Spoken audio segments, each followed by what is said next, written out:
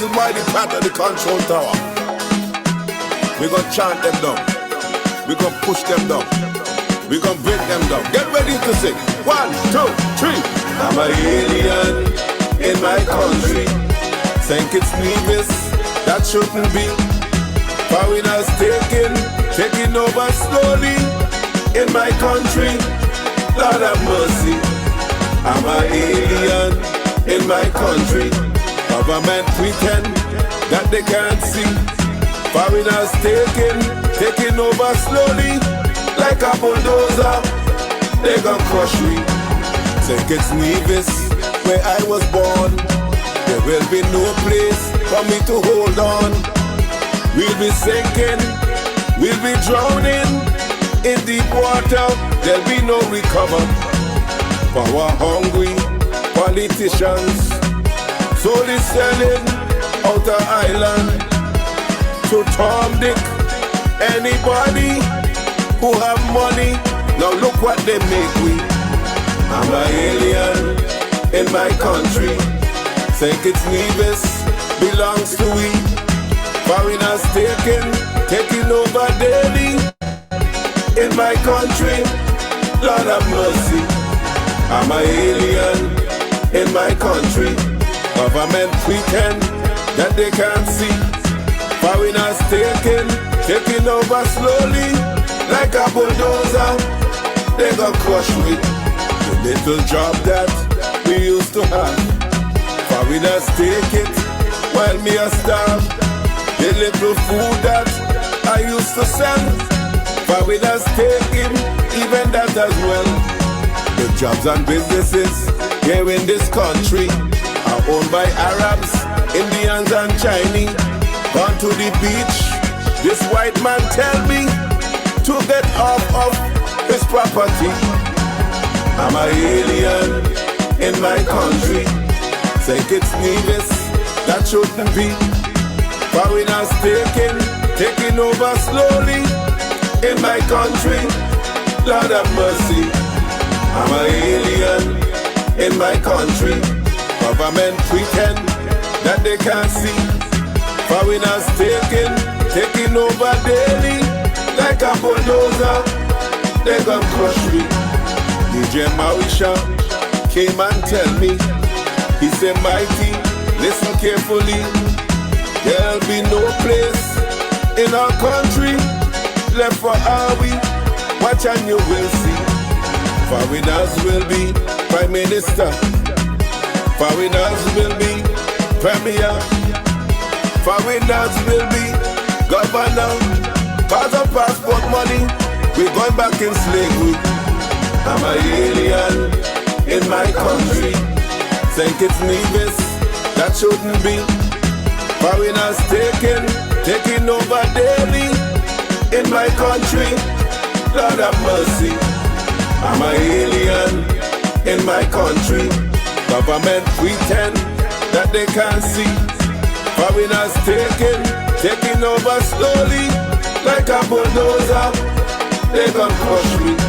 If you are proud to be a Kittitian, if you are proud to be a Nevisian, then take your flag up in your hand and wave it in any direction. This land belong to you and me. So stand up with pride and dignity and tell them foreigners bully, they ain't gonna chase me out of we country. I'm an alien in my country. Think it's Nevis should belong to we. Foreigners taking over Daly in our country. Lord have mercy. I'm an alien in my country. Government pretend that they can't see. Foreigners taking over slowly like a bulldozer. They gon' crush me. Put up the flag and wave. Come on. Put up the flag and wave. Let me see you say. Put up the flag and wave. Let me hear you say. Put up the flag and wave. Let me see you do it. Wave it. Wave it. Let me go. Let me go. Let me go. Let me go. Put up the flag and wave. Put up the flag and wave. Yes, sounds of the mighty Pat. That one is called I'm an Alien in My Country. This country belongs to you and me. Yes, I'm DJ Morrishaw coming to you live and direct from my bunker here in the Republic of St. Paul, St. Kitts. Yes, you heard it right. DJ Morrishaw is here. Just taking it easy. The weather outside is a little sunny on the outside there. Millions missing mark. No, we ain't ready for you yet, brother. Brother Patches. We're just getting ourselves together, getting set up. We will deal with that later on. Yes, it's a lovely Wednesday afternoon here in the Federation of St. Kitts Nevis. And we're going to be talking the things this evening as usual. Should be joined by my boy there, brother Kelvin Daly from the Nevis end of things. We have a lot to talk about here in our beloved Federation of St. Kitts Nevis. You know, one of the things that I am observing is that during the electoral campaign not too long ago, back in 2022, there was a lot that was said, there was a lot that was promised by the candidates. And now that the election is over, we are 14 months into governing. And there are some pundits out there who basically think that we are not supposed to talk the things, we are not supposed to hold the feet to the fires as promised. But, you know, many of us put in a lot of time to try and get things right. We had pundits and guys on the various platforms. Had my brother there, the brother Duncan Watley, Big Lice, doing his thing. We had the man EK, the man Curtis Cook, brother Douglas Watley, the G.A. Dwyer Astafan, Sam Kanda, yeah, name it. We had a great group of people. Larry Vaughan, Sister General Tracy Mason, everybody was doing their bit. And it appears as though that some of the things that was wrong under the previous administration, they want DJ Morrishaw to say everything is perfect this time around. But it cannot be that way, you know, because I can recall well, we run on some various serious platforms. One in particular was the electoral office. You know, reforming the electoral office or the electoral commission. That was one of our main things that we campaign on. I myself, prior to Larry Vaughan becoming a scrutineer for the Labour Party, I took up position down there at the electoral office on Central Street and watch a serious operation taking place there led by the man Capital. I have not seen Capital for some time, but during the 2020 election, he was a prominent figure dealing with the situation there of registering folks. We have heard the Prime Minister spoke about the fake marriages. I have not heard much about that lately. I would like to get some updates on that. I reached out to our Honorable AG, Brother Garth Wilkins, last Thursday morning, following my program, trying to get some update on the electoral office. According to a message he has sent me, our conversation, he said by the end of summer, either something will be done or the process will get started in regards to the electoral office. I have not seen anything, so I just want to hear from Brother Garth. What is the situation? If there is a delay, if there is a setback, what is the reason for the setback? And let's get things rolling. You know, seem as though these days you can't ask a question. You ask a question, you're cussing the government or you're against the government. You know, but we're going to talk the things them. You know, we're not cussing anybody, but we're going to talk the things them. And let the people decide where they are. I understand we got a couple of recent deaths in our community here. Guys like Stanley Franks, a very good friend of mine, condolences to the Franks family. I saw Stanley Franks about 2 weeks ago at National Bank, and I was telling my partner there, the dancing commissioner, that I was surprised to see Stanley Franks got down that low, that he was using a cane. I did not know he was that down, but his soul rest in eternal peace. Stanley Franks is one of the guys that was always a community person, cultural person. I can recall when I did the 25th anniversary of independence at Eastwood Man in the Bronx with a group of other well-known organization in the Bronx here. Stanley Franks was the one that provided us with the flags and the string there for the event. I don't understand what's going on here. This evening, Google sending me a whole bunch of messages, I guess. Somebody trying to hack my page. Not tonight, not tonight. My engineer, brother Ike, will take care of you guys. You all could try whatever you all wanted, but I know my partner, Ike, is there monitoring things and he will deal with you guys. I want to also big up my brother, the man Elvin Ellie. Hope all is well with you, the man Django. Hope all is well with you. So let's drop a track here by my boy, the King Freddy. The King Freddy said that he is going to be doing a second tune shortly. We'll be dropping a second tune. But I want to drop this one from the King Freddy, The Unpredictable World.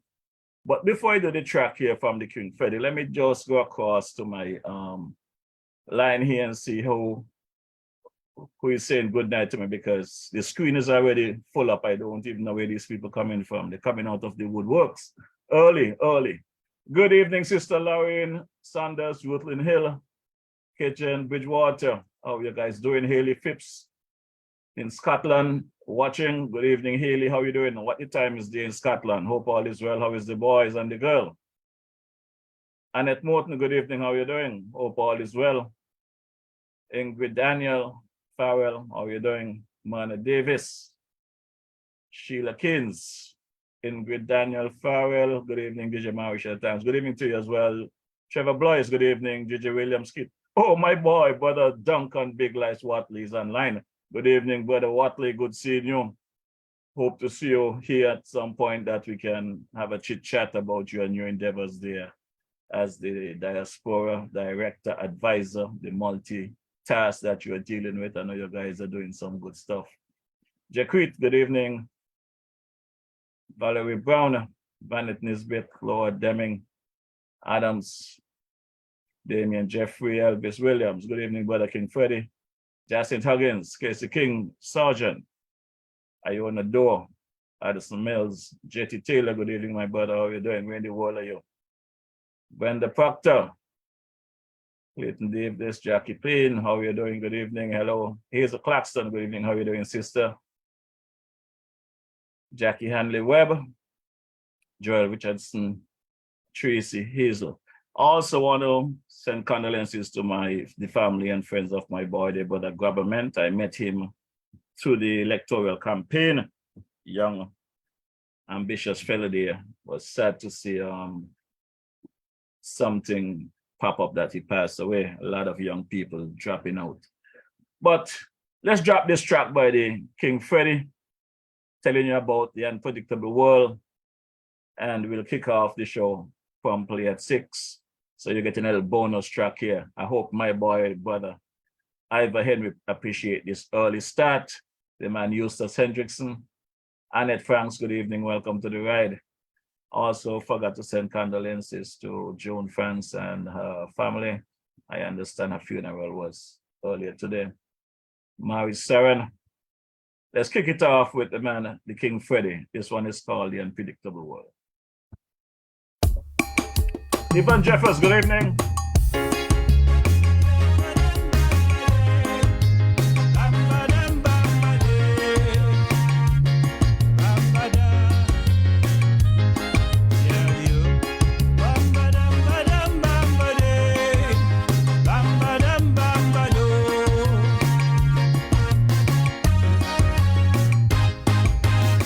This world is in crisis. We're living in perilous times. Darkness is going, threatening the sunshine. Who have eyes to see would see, who have ears to hear would hear. We are all living in an unsavory atmosphere. The things we used to cherish, we don't cherish no more.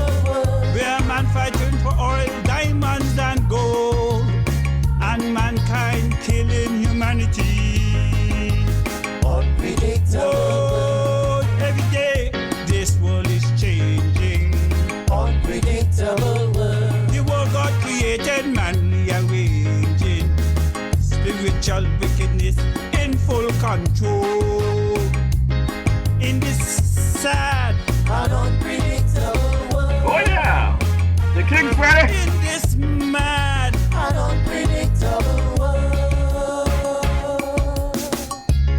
Dan, dan, dan, dan, dan, dan, dan. Mighty Freddy. Have your President Davis. Resides at Harlem, New York. This wars and rumors of wars, leaders with evil intent, pushing their agenda for a new world order government. And while superpowers continue with their diabolical plan and their hideous action affecting every man, it seems for mankind time is running out. I see violence spreading everywhere, east, west, north and south. Russia war on Ukraine, some say it's just a start for superpower making this world desolate and dark. In this unpredictable world, where prophecies are being unfold, we don't know What tomorrow in this unpredictable world, where some men they are selling their soul. Would it be joy or endless suffering?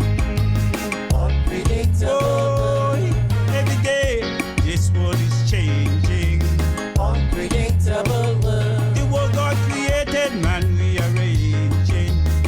Spiritual wickedness in full control.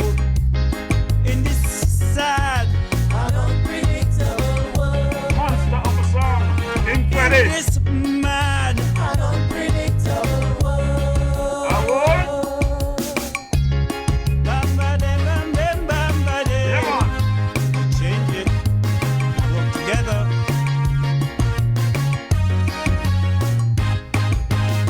Men creating diseases, and as the saga unfolds, they are on a full mission of population control. And while the rich getting richer, the poor fighting hard to survive. Freedom of speech and democracy no longer will be alive. We're living in a world divided by race, color, and class. And the prediction of this scripture every day is coming to pass. Mankind on the road of total devastation, all because they have strayed from the master's plan. In this unpredictable world. Even men fighting for full control. We don't know What the future will bring. In this unpredictable world. where mankind is vicious, callous, and cold, and mankind killing humanity. Unpredictable world. Oh, every day this world is changing. Unpredictable world. The world God created, man rearranging. Spiritual wickedness in full control. In this sad, An unpredictable world. in this mad, An unpredictable world. Sure. dan da da dan dan da de, badam boom bam ba de.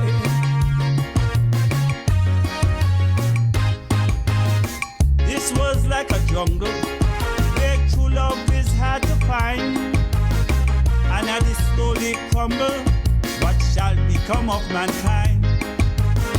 If we don't wake up, get conscious, and try to turn things around, this world will continue on its way, tumbling down. When will mankind realize that love is the key to heal this wounded world and save humanity? We must act now, for there is no time to delay, for this world is slowly slipping away.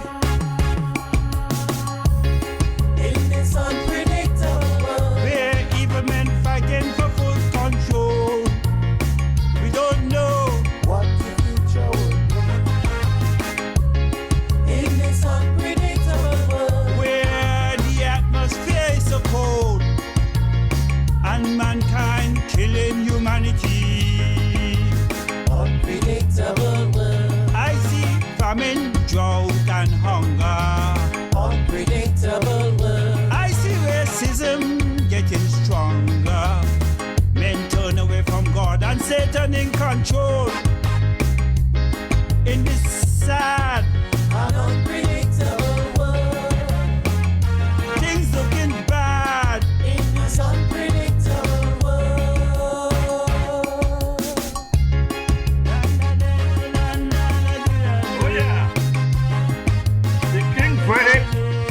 unpredictable world. Yeah, brother Daly, good evening. Welcome back to the platform here at the DJ Morrishaw Experience. Tap your screen there, open your mic. Your camera is perfect. You don't need to move it this evening. Don't touch a thing. How are you doing, brother Daly? How is things going? I am well, Jeffrey. How are you? Man, I'm doing very well, you know. Surprisingly, I don't understand. Some people said they did not know I was in the Federation. They thought I've been broadcasting from overseas, but I've been my last 3-4 broadcasts is from the bunker right here in St. Paul's. I went to visit our good friend here, Dwyer, on Friday, as promised, you know. And Dwyer decided, boy, they said, you're cussing me, but I have to take you to lunch. So Dwyer took me out to lunch and gave me some serious seafood there, you know. So the fella looked good, he's doing well, and he appreciates what we are doing here. So I got to say to the people, Dwyer is doing a good job with this commentary, just as last week, the commentary for this evening, and I want to play that before we start, because that is the road we're going on this evening, the unpredictable world that we are living in our beloved Federation. So I could have been as broke as I want over the weekend, because Dwyer took me to lunch on Friday, Ellis Hazel took me to lunch on Saturday, Scatter, my partner there, Mr. Powell from Ireland Purified Water, took me to dinner last night. So I'm saving. I don't have to buy lunch and dinner. People picking me up on the street, telling me, follow me, just drive behind me. I'm waiting for you. We're going to eat something. I hope they're doing the same for you on Nevis, because they're treating me lovely here and St. Kitts. While you're getting dinner and lunches, I'm getting lawsuits. So. Man, let us alone, wonder. Let us alone, wonder. Don't worry about that. Things gonna fall in place, eh? We're gonna talk about that in a bit. I want to big up my boy Carbo. I don't think Carbo put his address and stuff for the Carbos in Fountain there where they go to water and fish and thing last week. So I'm starting off Holy Carbo. When I come live, you don't have to wait for me to tell you. Drop the information, drop the address, drop the number. People is saying good things about your go to water. I'm getting good report. People telling me that I'm not lying, because they went and tried to go to water and they was amazed to what you're producing. So, Brother Daly, let me drop Dwyer's commentary and let's get straight into the conversation, because we have a lot to talk about this evening. You remember, I can only stay till 7. That's all right. We're gonna work with what you got. All right. Cool. Greetings. Some of you have been saying that I'm attacking you. I'm talking about persons who are in decision-making positions, who seem to forget that you're there to serve, not to self-serve. And when the light is shone upon you, you become angry. You cannot have the limelight without facing the heat of the spotlight. And any comment I may make that involves you is not personal or intended to be personal. It is made in the best interest of the country by my judgment. Bear in mind that today is not for you, but God spare life, your time will come. Now, leading up to the end of the 1960s and up to 1975, nearly all of the sugar lands in St. Kitts and all of the Southeast Peninsula were owned by a handful of people. 99% of the land was owned by about 1% of the people. The vast majority of Kittitians were landless, powerless. Oddly enough, all the Kittitians were among the first in the English-speaking Caribbean to protest and rebel against their own landlessness. They were also the last to become landowners in the English-speaking Caribbean. So back in the 1960s and early 1970s, the sugar industry was having its challenges. While, with the exception of 2 tiny hotels on the Southeast Peninsula, with the exception of very limited access by ordinary folks to harvest the salt at the ponds down there, and with even further limited access to the occasional horse race at Frigate Bay, the Southeast Peninsula was closed off to the people, providing no economic benefits or social benefits to the country as a whole. This was unacceptable. To add to that, as I said, there was a gate and you had to pay to get in. The Bradshaw administration, their vision and mission being to set the country on the path to independence and prosperity, and in the process to build a foundation for a diversified economy and a prosperous society. realized that people simply did not have the land and the necessary breathing room that comes with the land to realize the vision and to achieve the mission. So the obstacles had to be removed. The plan was to acquire the whole Southeast Peninsula, starting with Frigate Bay, and to develop the area in a manageable and orderly and disciplined manner, always looking out for the best interests of the people of this country. And in that way, open up this critical area to economic and social opportunity for the people.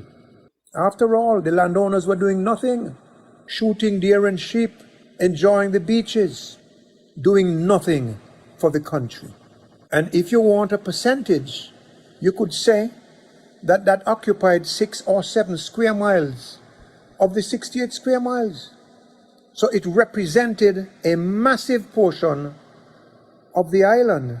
Not just a massive portion, but a massive portion with enormous potential for growth and development. Bradshaw and his team, in their quest for acquisition, faced resistance. But these were men of strong mettle, of strong philosophical character. They were not only visionaries, they were determined visionaries, brave. And so on the 24th of April 1973, the Frigate Bay Development Corporation Act was passed, beginning the process of developing Frigate Bay as we know it today, with some variations, and moving forward in time to the Southeast Peninsula. So now the place which had had a gate blocking entry to it was now open to the people of this country to buy houses, to live in their homes, to do business, and to enjoy themselves. At the start, house lots were selling for 68 cents a square foot. That was not the cheapest back then, but it was a good price, and a lot of Kititians and divisions took the opportunity to become property owners in Frigate Bay. The move into Frigate Bay was also a significant part of the mission of the Bradshaw administration to get our people to feel and understand that they were not foreigners and outsiders in this land of theirs. Gave them the feel that this is their country and they were entitled to live accordingly. It was also in the 1960s that the administration declared all beaches up to a certain elevation to be public property. This was all part and parcel of preparing the people for independence. Dignity, honor, and pride are and were critical elements in the development plan. At Frigate Bay, areas were set out for hotels, for homes, and so forth. The Frigate Bay Corporation was established by the Act, as I said, and the corporation took ownership of the land and was given authority to sell, develop, and manage the area, provide utilities, and so on. The Royal St. Kitts Hotel was built by the government, and that hotel went into operation along with the Holiday Inn at Fort Thomas, which was another government venture, and the renowned Frigate Bay Golf Course was also developed. Now in the 70s, golf was new to St. Kitts, but the Bradshaw administration, leading minister for that being Paul Southwell, the Minister of Tourism, saw golf not only as a useful part of our tourism product, but also as a sporting and developmental opportunity and outlet for local people. And for Bradshaw, Southwell and company, golf was and was to continue to be a vital economic and social asset for this country. They saw golf and the golf course as being part of the upliftment and empowerment of the people. Now the arrangement that the Frigate Bay Development Corporation had regarding golf, primarily with the Royal St. Kitts Hotel, was that the hotel would add a modest premium to the hotel nightly rates for each room, whether the occupant played golf or not, and the premium would be paid by the corporation to the payment of golf. So if 200 rooms were occupied and the premium was say $12 a room, they would pay golf $2,400 a night. But typically only 100 rooms or less would play golf. So that all paid for golf, but all did not play golf. A very smart and effective method was being used. The sweet thing about it was As I said, whether you played golf or not, you paid for golf. So that with 200 rooms occupied, the corporation would collect for 200 rooms, with only maybe 100 rooms playing golf. And on top of that, when the guests played golf, they would buy food and beverage and merchandise, take golf lessons and so forth. So more money would be paid into the Frigate Bay Corporation for and as a result of golf. And everybody was happy.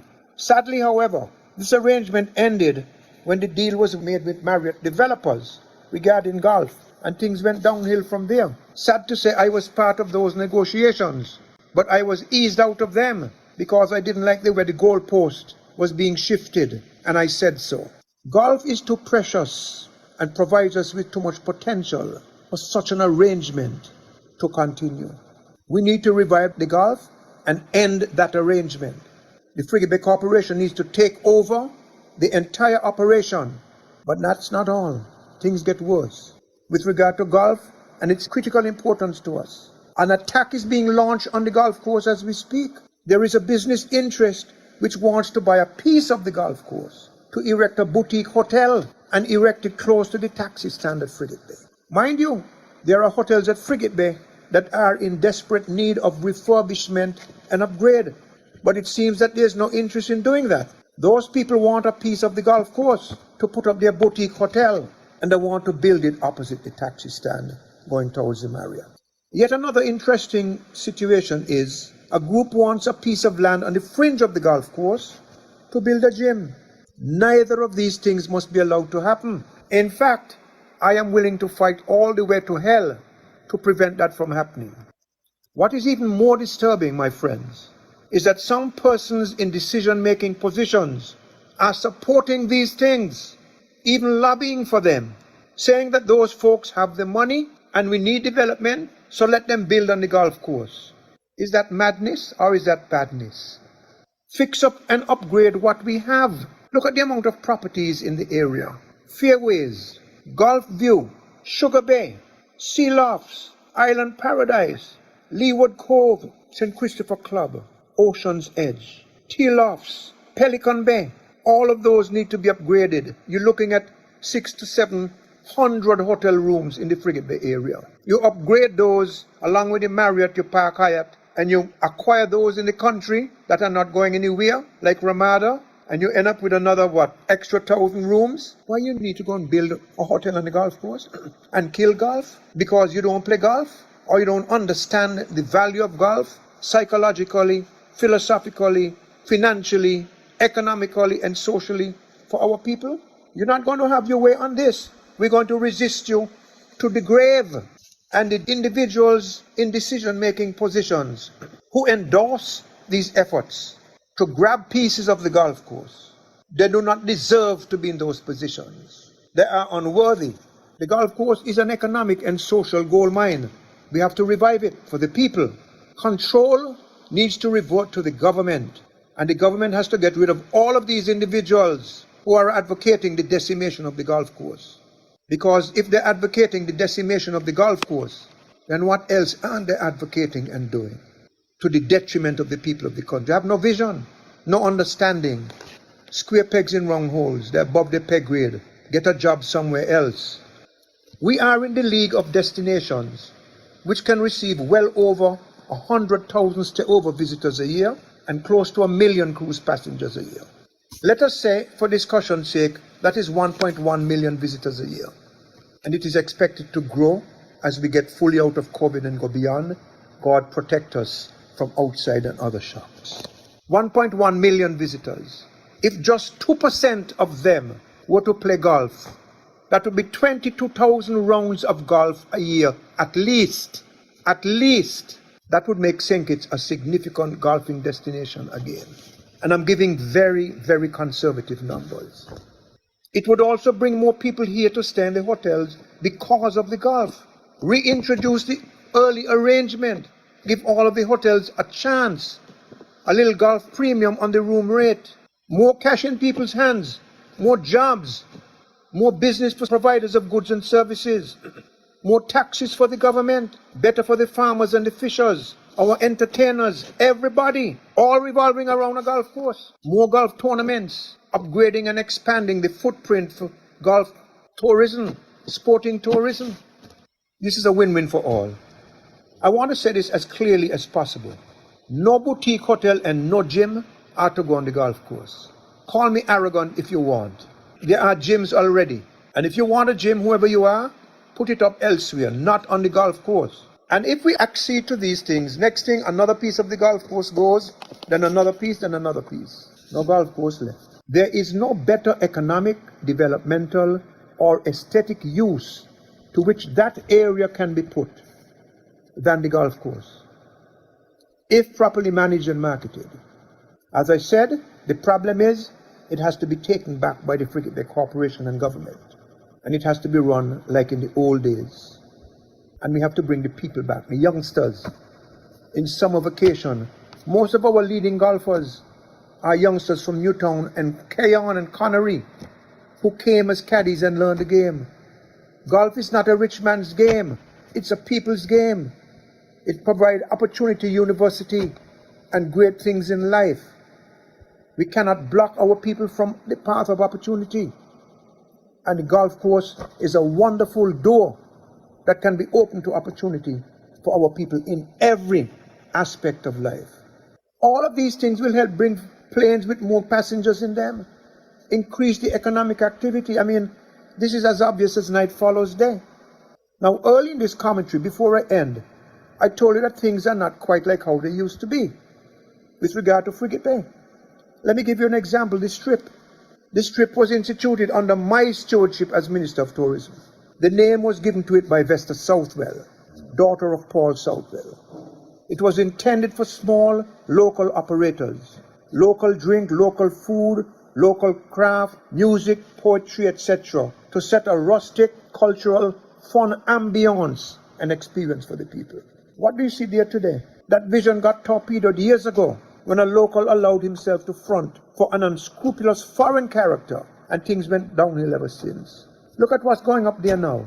This is in the wrong direction. It needs to stop. The golf course has to be protected and preserved and enhanced.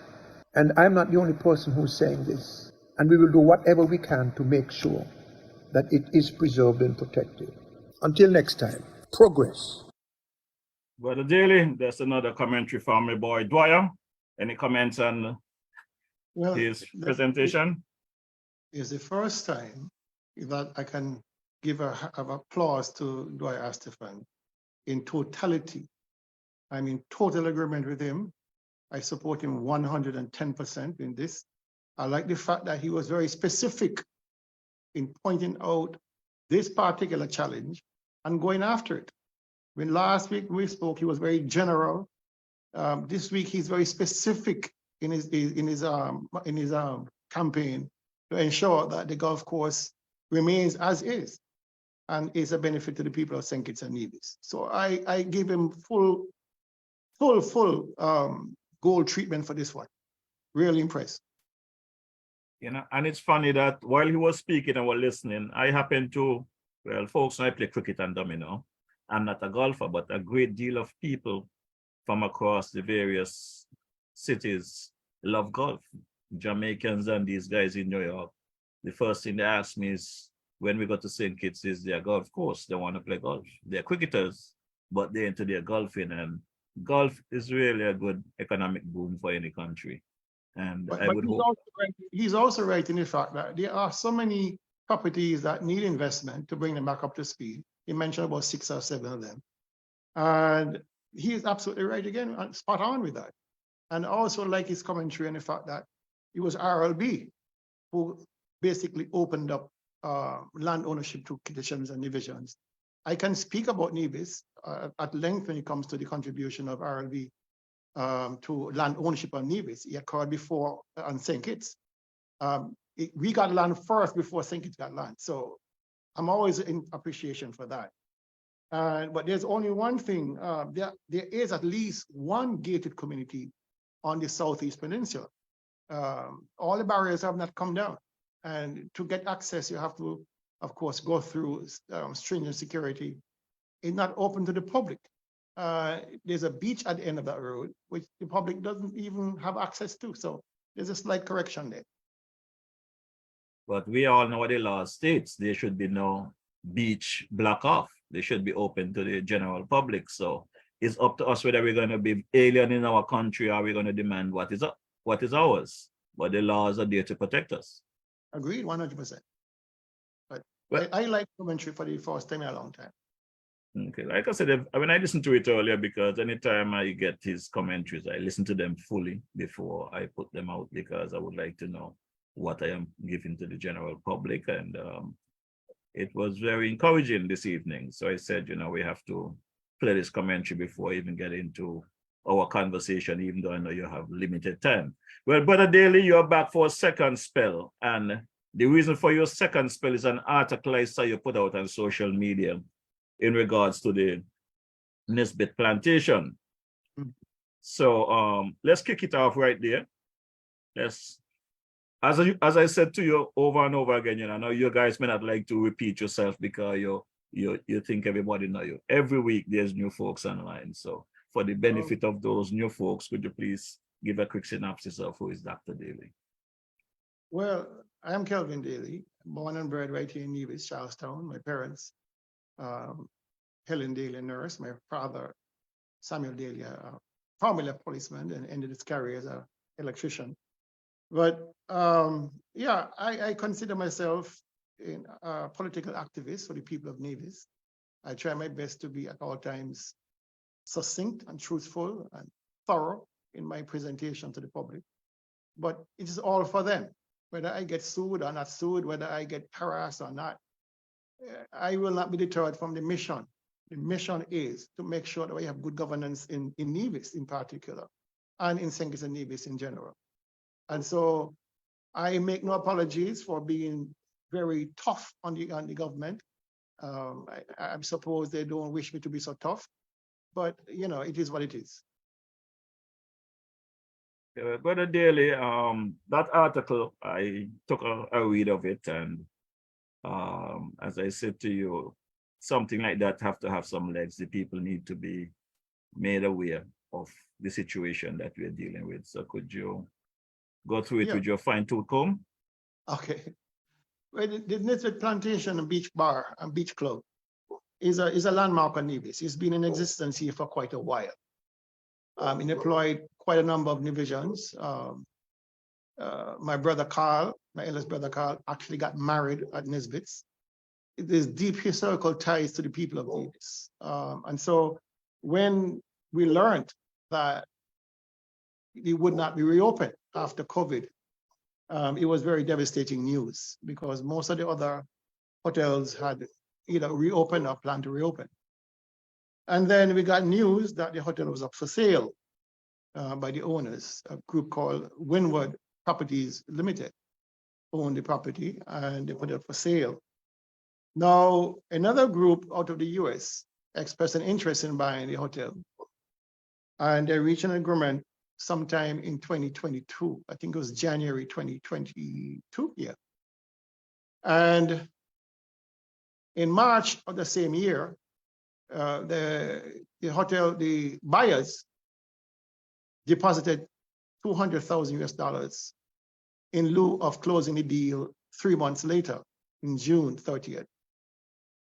What the hotel sellers had to do in those 3 months was to provide the buyers with all of the due diligence information, namely the certificates of title that had to be clear without any encumbrances, the liabilities and assets of the hotel, and whatever other information that the buyer requested. So it was agreed that we'll provide those pieces of information in 90 days, which ended March 30th, 2022. For some reason, very suspicious, I believe, they did not provide information. They did not provide to the buyers the information requested. And when the buyers requested their money back, they also refused to hand over the money, the $200,000 US. In November, a few months later, the property owners filed for bankruptcy under Daniel Brantley and Associates. They are the lawyers of choice, and they were handling the deal from the beginning. the selling, etc., etc. I'm also told that Daniel Brantley were the escrow agents. I'm not certain about that, but I'm told they were the escrow agents for the $200,000. So basically, they're holding on to the $200,000. That is their job as escrow agents. Now, they filed for bankruptcy in November of 2022, claiming that their assets were less than their liabilities, and therefore they're of course filing for protection from creditors and to dissolve the company or dissolve the property. The buyers sued in 2023 to get their money back plus costs, etc., etc. And the DBA, Daniel Brantley Associates, filed basically a stay, filed the court, moved the court to block that lawsuit by the buyers, which the court refused to do. All right. So you have Daniel Brantley Associates who orchestrated the deal, were in the middle of the deal. They're the ones who filed a petition for bankruptcy. And they're the ones who, of course, filed another petition to have the suit brought by the buyers blocked. Now, in the midst of this, you have Nevlec. Nevlec was one of the persons, one of the entities that were owed money by the sellers. They owed approximately $225,000. And so through a lawyer, which is not Daniel Brantley Associates, which is Daniel Brantley Associates is the lawyer for Nevlec. But because, of course, of this conflict, Nevlec had to contract with a separate lawyer, Merchant Chambers, I understand, to file an interest, file with the court that they're interested in the outcome and therefore they should be seated and to get their money back, of course. Now, what is interesting, Jeffrey, is the timing of all this and the circumstance by which the owners would have filed for bankruptcy. And it is very suspicious that they filed for bankruptcy. At one point, you're offering the property for sale for $3.5 million US. Not the property, the business, including the property. So the business itself, Nisbet Plantation and Beach Club, plus the holdings, the buildings, etc., was being sold for $3.5 million US. $3.5 million US. And 9 months later, well, 6 months later, they're filing for bankruptcy. Are you trying to tell me that in 6 months, that they discovered that they have greater liabilities than assets? Something is amiss. Something is amiss. You can't go from selling a property in March and by November you're bankrupt. Very suspicious activity. But here it is. They owe Nevlec $225,000. They owe Social Security probably about $1 million.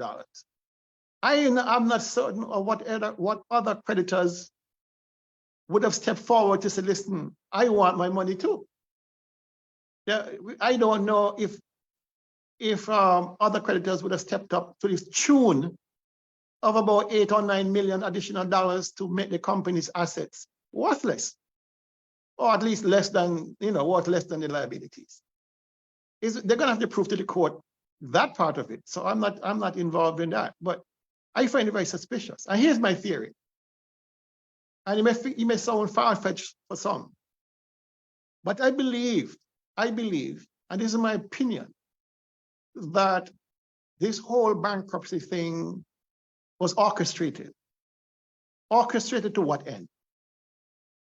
Listen, it is clear that Brantley and his government are between a rock and a hard place when it comes to the Vance Amory International Airport.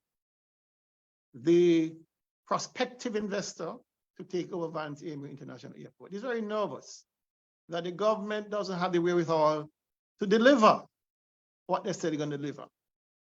The prospective owners of Vance Amory International, company called Blue Airports Limited.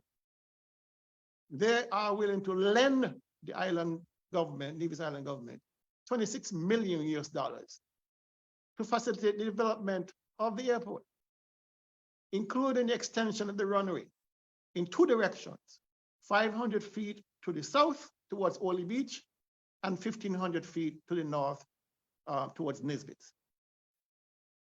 I believe an opportunity was recognized by the government to say, listen, let us work together on this.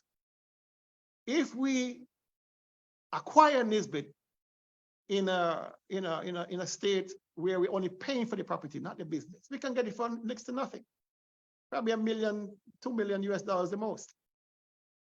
And we can then extend the airport clear in one direction to the north, right through Nisbet if need be, without any issue, because beyond Nisbet is what? Herbert's Beach, which the government owns. So rather than trying to find money to dig down Hurricane Hill, it's so much an easier fix to simply run the airport in one direction, 2,000 feet, and get away from having all the other expenditure of digging down parts of Hurricane Hill or diverting anything at all. And so I believe this whole thing is contrived.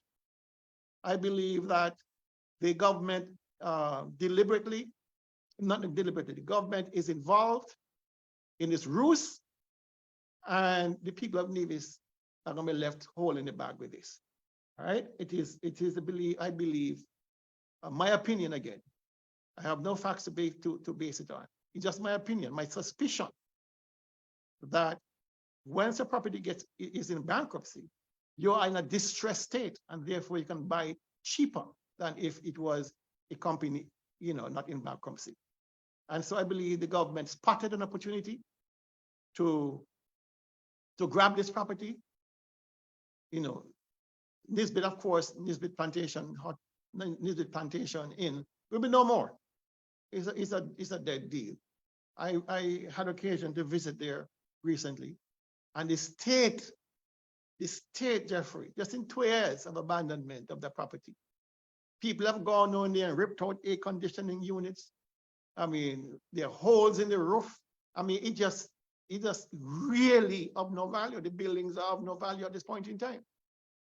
And I don't know if that is one of the reasons why the owners felt that let's go bankrupt. It'd be easier to dispose of the property, because the bankruptcy laws around here, there's an upset price. You can't go below the upset price, no matter what. It's not like in the States where you start low and go high. The upset price is a value that is determined by an evaluator of the property. So if it's $2 million, that's what it's going to be, right? But it won't be 3.5. And so the owners, of course, they will get their money. They will get paid out handsomely. They're selling the land. They'll be selling the land to the government, I believe. And that is how I see it.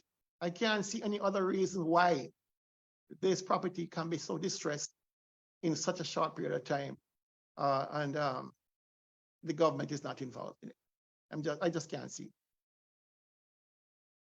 Something, Brother Daly. I've been here in the Federation for just about a month, and I can say to the people online, in the diaspora, wherever, even the people here on the island of St. Kitts and Nevis were telling me that the conversation I'm having with them, they didn't realize these things until we started the conversation, and they're living here. Why is it every time there's a money issue or there's some kind of debacle, the name Brantley is always there? Why? Because he's transactional. He's a transactional leader. He's a transactional premier. He must benefit something from it. Either his wife's company, 17 Degrees North, or his law firm must benefit. If you go to his law firm's page, you're going to see all of the portfolios he holds, from Premier to Minister of Finance to Tourism. If you are in the market for a lawyer, or you're looking to be incorporated on Nevis, for whatever reason, and you're searching around for a lawyer, who best to go to than the owner of Daniel Brantley Associates? He is the premier. He can pull strings. You understand?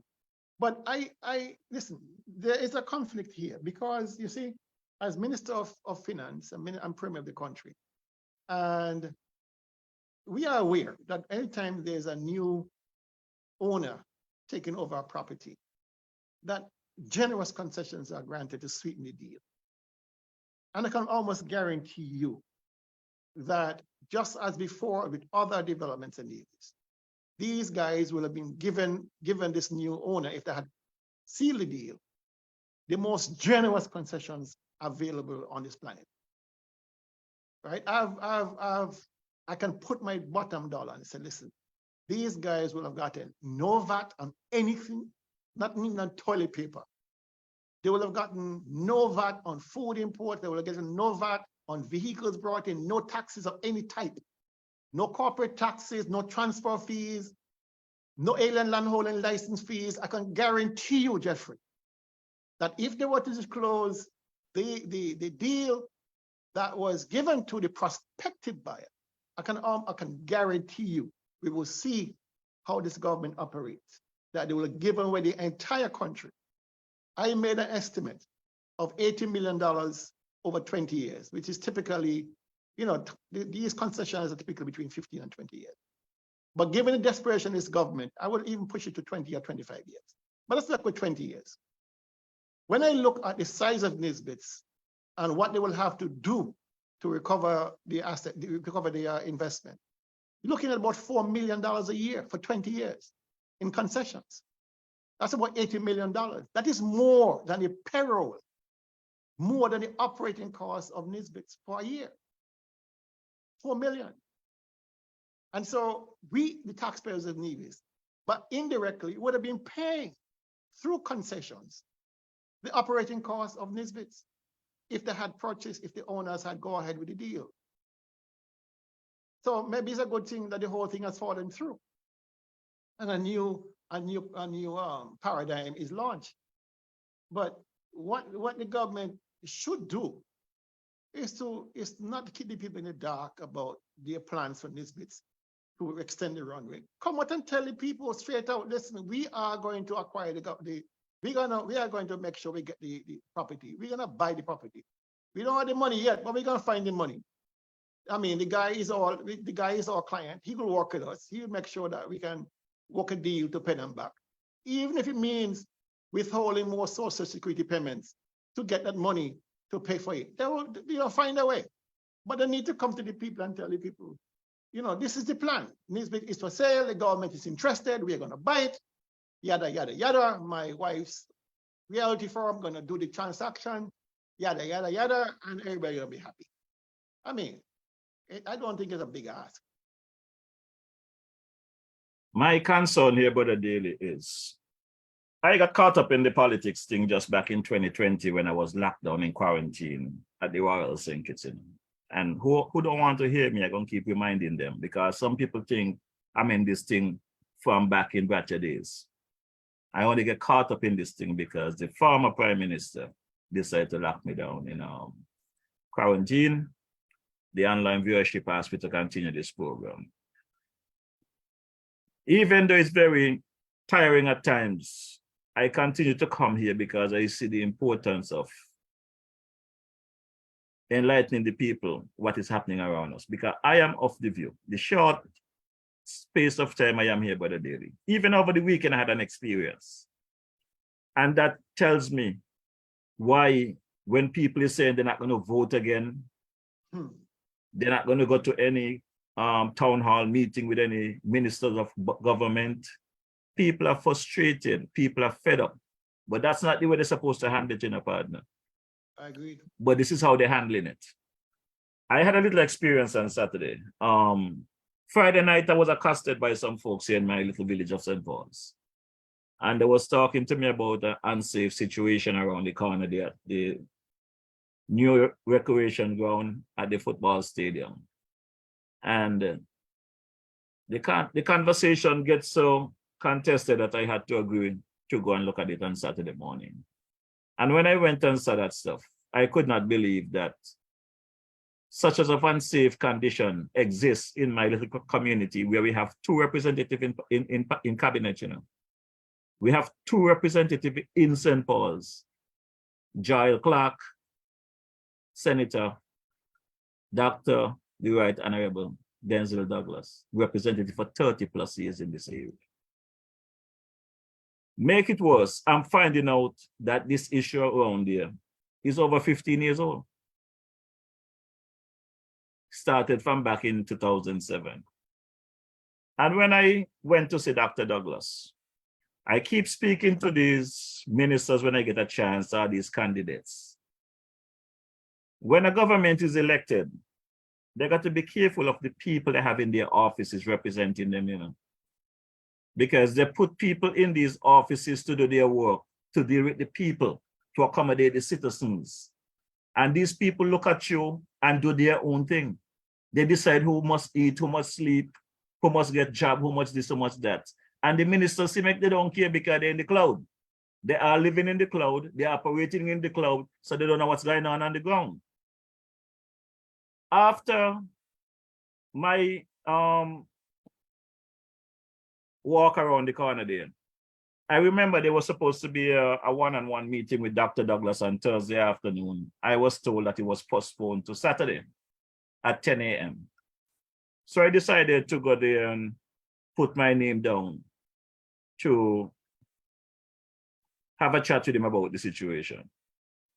The young lady that is dealing with the names and the meeting said that there was about 35 people who booked to meet Dr. Douglas. And I decided, okay, fine. I put my name down. I say, instead of sitting in this room, the room maybe could hold 10, 15, not sure if it could hold 20, but it's a crowded little room. That's where Dr. Douglas had his doctor office. It will be crowded. So I said to her, since you take my name and number, can you call me when it's my time? I'll be outside by the shop, you know. She said, no, I'm not gonna call. You have to stick around and wait for your turn. I said, okay, fine. So I stand on the outside and waited. And I was there from about 11 in the morning until about 4 minutes to 3 because I had a 3 o'clock appointment. Brother Daly, I look at this young lady allowing people whose name was not registered in advance to jump the queue to go inside to see Dr. Douglas. Some that came and talked to Dr. Douglas, then they call in their boyfriend or their girlfriend, taking up time. I'm sitting there monitoring all of this thing. And by this time, I'm burning up inside, you know, but I'm trying to be professional about it, yeah? And at about, like I said, 4 minutes to 3, I had to meet Ellis at 3 o'clock in the evening, so I left. I didn't have any intention of coming back. I figured I will catch Dr. Douglas at some point. But by the time I got back to St. Paul's, it was about 4:30, and I realized people were still there. So I went back inside. When I got there was one other young lady there with me. And I heard Dr. Douglas shout through the door that he's not going to take any more walk-ins, only who is booked. So I figure I'm booked, so I should see him. The young lady decided that nobody is going to go in to see Dr. Douglas because she has things she wants to talk to him about herself. So she's using that time for herself. This is supposed to be his secretary that should have access to him at any time, you know. So I am sitting there all day. She knows I'm sitting there all day, but she chose that she's going to utilize that time. So I will not get to see Dr. Douglas. And I decided I'm going to wait. Because I have patience in a partner. I have patience. And I will wait on the boat for you. If that is what it takes, I'm not leaving. So when Dr. Douglas exited his office, he said he have an event to go to at 6 o'clock. So it's like about 10 after 5. The event Dr. Douglas have to go to, you know, Dr. Daly, is the 50th gala for national insurance at the Marriott. You're going to tell me that Dr. Douglas could not take an extra 20 minutes to talk to us and reach late for his photo op at the Marriott. Dr. Douglas late for everything as I've ever been involved in with him. Dr. Douglas gave me a meeting one year for 10 in the morning. I sat in his office. He was Prime Minister until 3 in the afternoon. The meeting lasts 5 minutes. Recently, Dr. Douglas gave me a meeting for 3 o'clock, sometime earlier this year, at his office on Port Zante. At 2:30, when I'm going towards his office, he's coming towards me, going someplace else. I waited for 3 hours. There was another meeting I should have had with him. I give him credit. He called me a half an hour before, telling me he's running late. Let's book it for the next day. Well, is the rum and the picture taking and the whatever going on at Marriott was that important that Dr. Douglas can't get there 20 minutes late? The Prime Minister was late and he's the Prime Minister. These people that are putting up themselves to represent us in cabinet or in parliament, it's time enough that we the citizens hold their foot to the fire, you know. They're getting away with murder, you know. How are you going to tell me in God's judgment that Premier Brantley, the Premier of Nevis, his law firm, according to what I'm hearing, is responsible for representing Skelec or whoever. And then somebody else that they're representing have an issue with Skelec. So Skelec have to find a different attorney. But there's no other attorneys in Nevis. The problem is a perennial one. Ever since we learned in 2013 that he had taken unto himself his law firm, that is, to be on a retainer with Neverland. We have been criticizing, saying this is untenable because there have been circumstances on Nevis worse than, or I should say, much less serious than Nisbet's. But yet being the lawyer for the owner of Nisbet's preempted him from acting on behalf of Neverland. Right? I have known, and as Carlisle commented in my post today, that he know of a gentleman or a person who was owing Neverland $416 and some cents that were written to by Daniel Brantley Associates. $416. Bargain house up there in Government Road. They got their current cut off when this government came into power because they owed less than $30,000 and had asked for an arrangement to pay. You understand? And they denied that arrangement. But here it is, his major client, Nisbet's, right, which owed Neverland $200,000+, was allowed to slide because he is the lawyer for the owners of Nisbet's. This is what we keep telling people. There is a conflict that is severe. It is compromising our integrity as an island government, and it should not happen. He needs to give up that retainership from Neverland. There are enough lawyers in the Federation who can deal with that. And the mere fact that Neverland did not know that the property was being, there was a petition filed by DBA, Daniel Brantley Associates, for bankruptcy. They did not know. So they had to scramble now to get a lawyer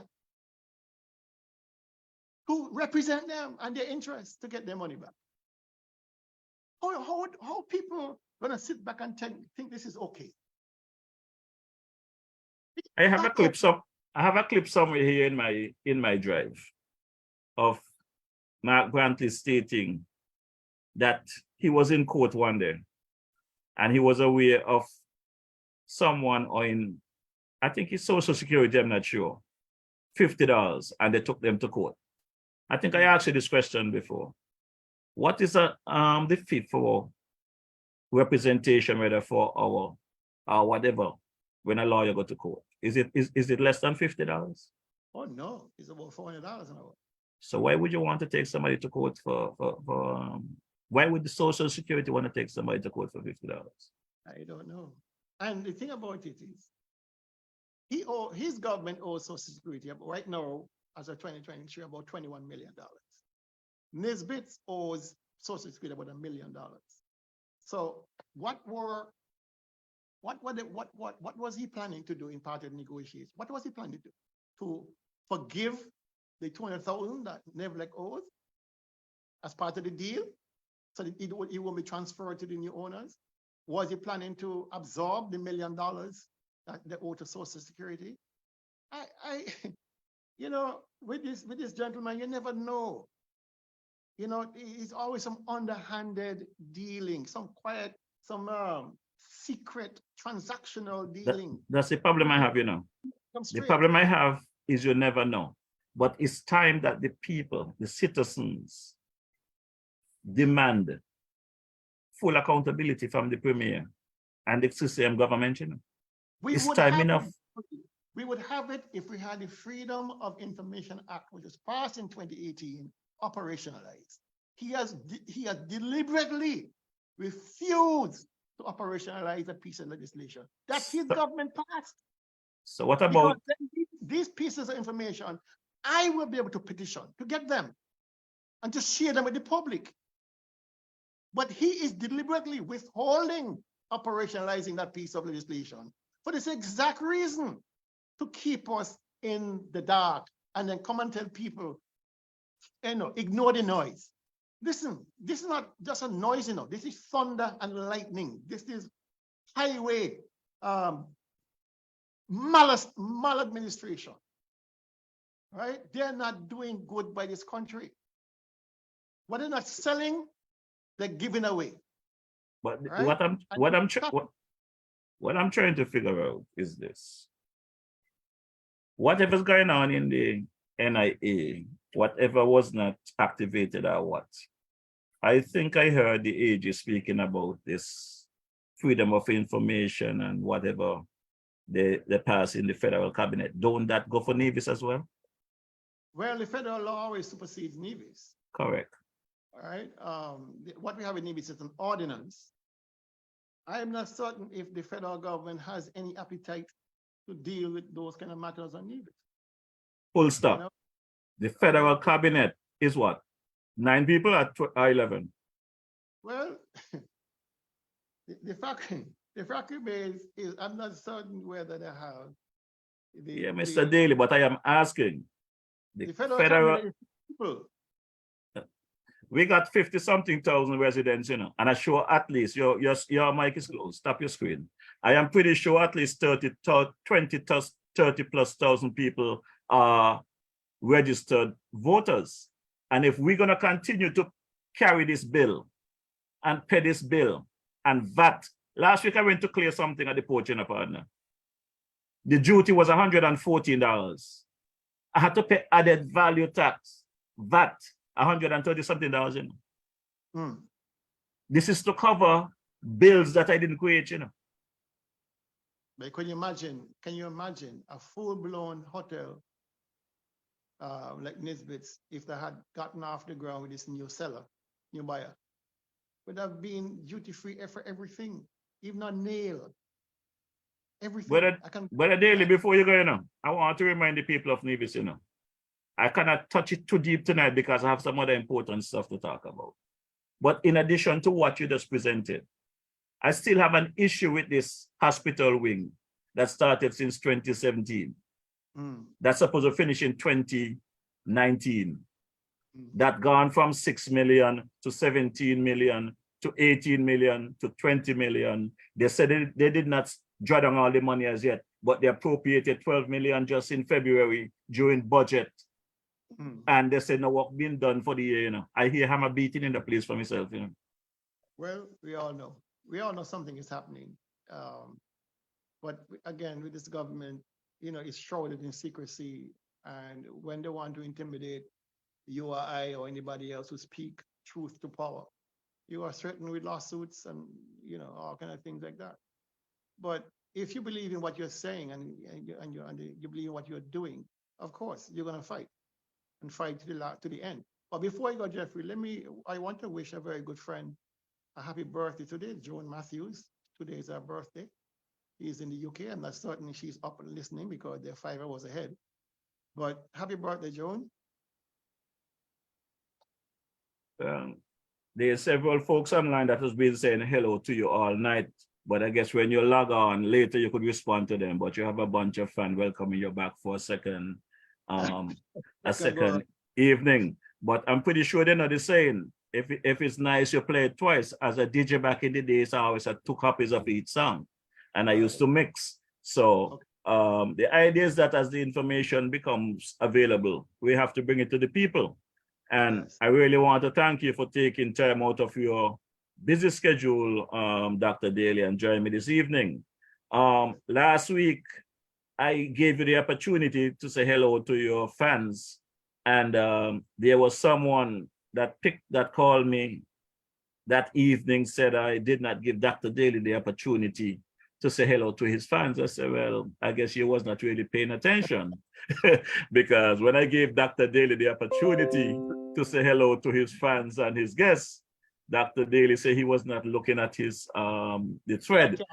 So he could not have seen the names. However, he called a few names and I told him to check the thread later. So, you know, people are paying attention, but it's amazing how they pay attention to what DJ Morrishaw is saying and doing, but they're not paying attention to what Premier Brantley and the rest of the politicians and they're taking them as to task and giving us all kind of excess bills that taxes have to be raised upon us. They cannot see that we are paying bills that is not necessary because they're too busy cussing DJ Morrishaw for talking the things them. But they're paying it through Skellett, they're paying it through the water bill because they can't see the taxes when they add on, you know. So, Brother Daly, you're 1 minute past 7. You're closing. Yeah, I just want to thank you again for the opportunity to enlighten our people what's going on here in Nevis. There's a lot happening. We have a government that is dysfunctional. That is, to me, they're terrorizing the population of Nevis through all sorts of means, mostly through burdens of taxation, burdens of high national debt, healthcare crisis. I mean, it's just one fiasco after the next. And, you know, I wish they would ring the bell sooner than later so we can get rid of this government. They're not doing their greater liabilities and assets to this country. The Premier himself is a transactional man in nature.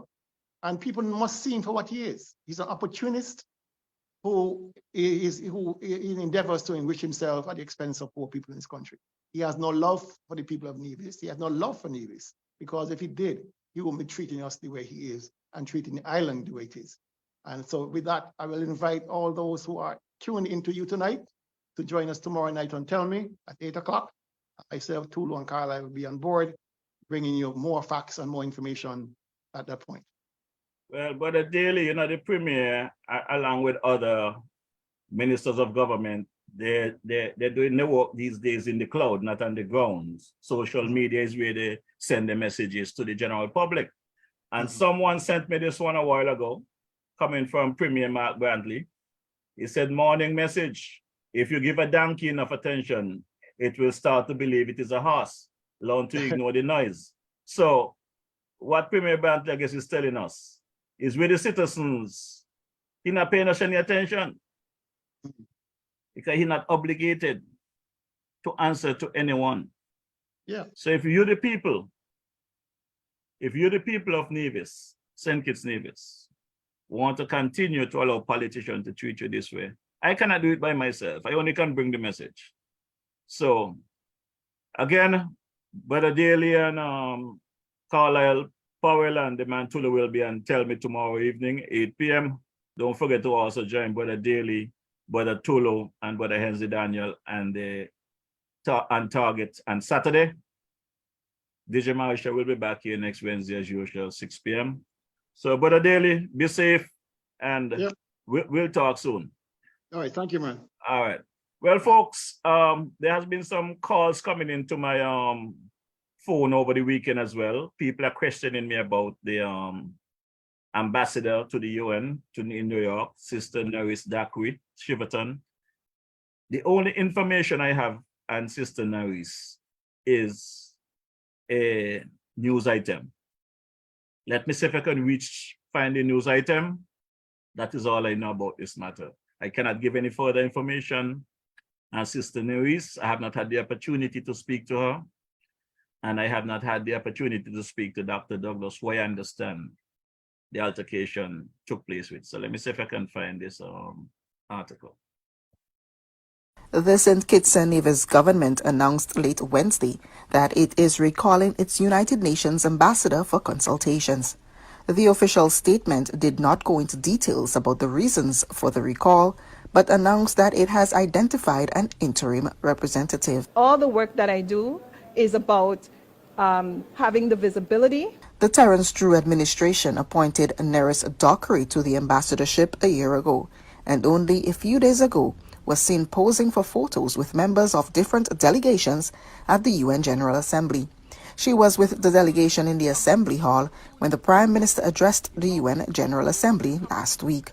But in recent days, a series of cryptic posts were put on a Facebook page people close to her confirm is her authentic page. One post declared that the ambassador was on a strike until justice is served. Another post referred to character assassination. In yet another, the post appeared to be daring the authorities to take her before the Public Service Commission. Foreign Affairs Minister Denzel Douglas could not be reached for comment. Okay, so that is all I have in terms of information. I listened to the Prime Minister's I think it was round table or something he had on Freedom FM, I think was last Thursday. And according to the Prime Minister, with a question that was asked about the situation, he said the ambassador is on vacation. So that is all the information I have in that regard. So I would recommend, if anyone else needs to get any more details than that, my boy Sam Kander some week ago seems to have a mouthful to say on grounding. So maybe he have a more in-depth view or knowledge of the situation. So I would recommend that you guys change your phone number. Don't call Morrishaw about the incident. Call up Brother Sam Kander. He might be able to give you a little more detail on that. As a matter of fact, while I'm at it, let me big up my boy Sam Kander. I haven't seen him for a bit to have a conversation, so I need to take some time out and track down my boy Sam, that we could have our one-on-one conversation. Next topic. I also been receiving calls up to this afternoon. I received some calls from some nationals in the diaspora that has been trying to find out how can they get into this program that they have going in terms of getting property and houses, the house lot here in St. Kitts Nevis. I am going to try and invite Christine Walwyn and Brother Duncan Watley Big Lice to the program next Wednesday. Let's see if we could have some conversation for you folks in the diaspora and how you can be helped in these regards. Good questions. I don't have the answers. I'm not going to try and give you the answers. The people that have been paid for that project, the secretariat for the diaspora, I will allow them to give you that information. Once we have that conversation, then we could ask a few questions and So back to my original conversation from the top. Sometime back, I reached out to the AG, Brother Gart Wilkin, about the status of the electoral office when we're going to see some work done in that area. That was one of our main campaign concerns that we had. And Brother Gart says to me, I don't remember if it was a WhatsApp or if it was verbally, but I think his WhatsApp, he said to me that by the end of summer, something will start in this regard. Well, I went on Google, and I Googled when is the end of summer for 2023. And Google told me September 28th. So I decided to give Brother God the opportunity until September 28, 2023. Well, as you know, we are now in October. Today is the 18th to be exact. So last Thursday, I messaged Brother God to find out the status of the electoral office. I am yet to hear back from Brother God. You guys know I don't hold any water in my mouth when I speak. I always tell you guys that these ministers, they're accessible. When I reach out to them, they reply. So I do not know if Brother God is in the cloud, his data is finished, or somewhere along the line, he's getting so many messages that my message might have got lost in those messages. So I'm going to give Brother Garth another opportunity tomorrow. I'm going to try calling him. I will try calling him or message him again to see whether or not he got my message and if he have any answer for me in regards to the electoral office or electoral commission, whatever they need to do there. I also reach out to the Minister of Health there in Nevis, Sister Nisbet. I explained to her who I was. Again, I told her that through the Premier's last press conference, he invited citizens to come and take a tour of the Alexandria Hospital and see the operation. And I was interested in getting a tour. How do I go about getting that tour? How would I be facilitated? Again, it's either she's in the cloud or her data might be used up. I have not heard back from the minister since last Thursday. I do not know if when I have a little time, maybe I could just show up. Somebody might be at the door and escort me inside and give me a tour, because if you're reaching out to people that was elected in office to facilitate us as citizens, you call them, they're not responding, they're not answering their phone, they're not responding to your messages. They have people in their offices, you leave message, you don't get a return call. So really, what are we doing? Just accepting whatever these people decide to do? They forget that they're working for we, the citizens. They want to act like they're doing you a favor. There was a serious campaign launch. Get rid of them. I was a part of that. Like I said, we got rid of them in St. Kitts. We have some left over in Nevis, and the people of Nevis are going to have to deal with that. I will continue to highlight the good, the bad, and the ugly over there. Whenever the government does good, I'm going to bring the good to you. Whenever they drop short and I see it fit to highlight it, I will. There are many things I don't highlight because it's not everything you have to bring to the general public. When you're doing stuff in the background to resolve issues, you don't bring them to the general public and create any anxiety. You try to get those matters resolved. But here in our district here in St. Paul's, from, I guess, Newton Ground to Harris's, wherever the boundary is for number 6, some serious decision have to take place, you know. Because I'm hearing the complaints from the young, the middle-aged, and the seniors that they're not seeing the representatives, they are not getting nothing done, the place is in a mess.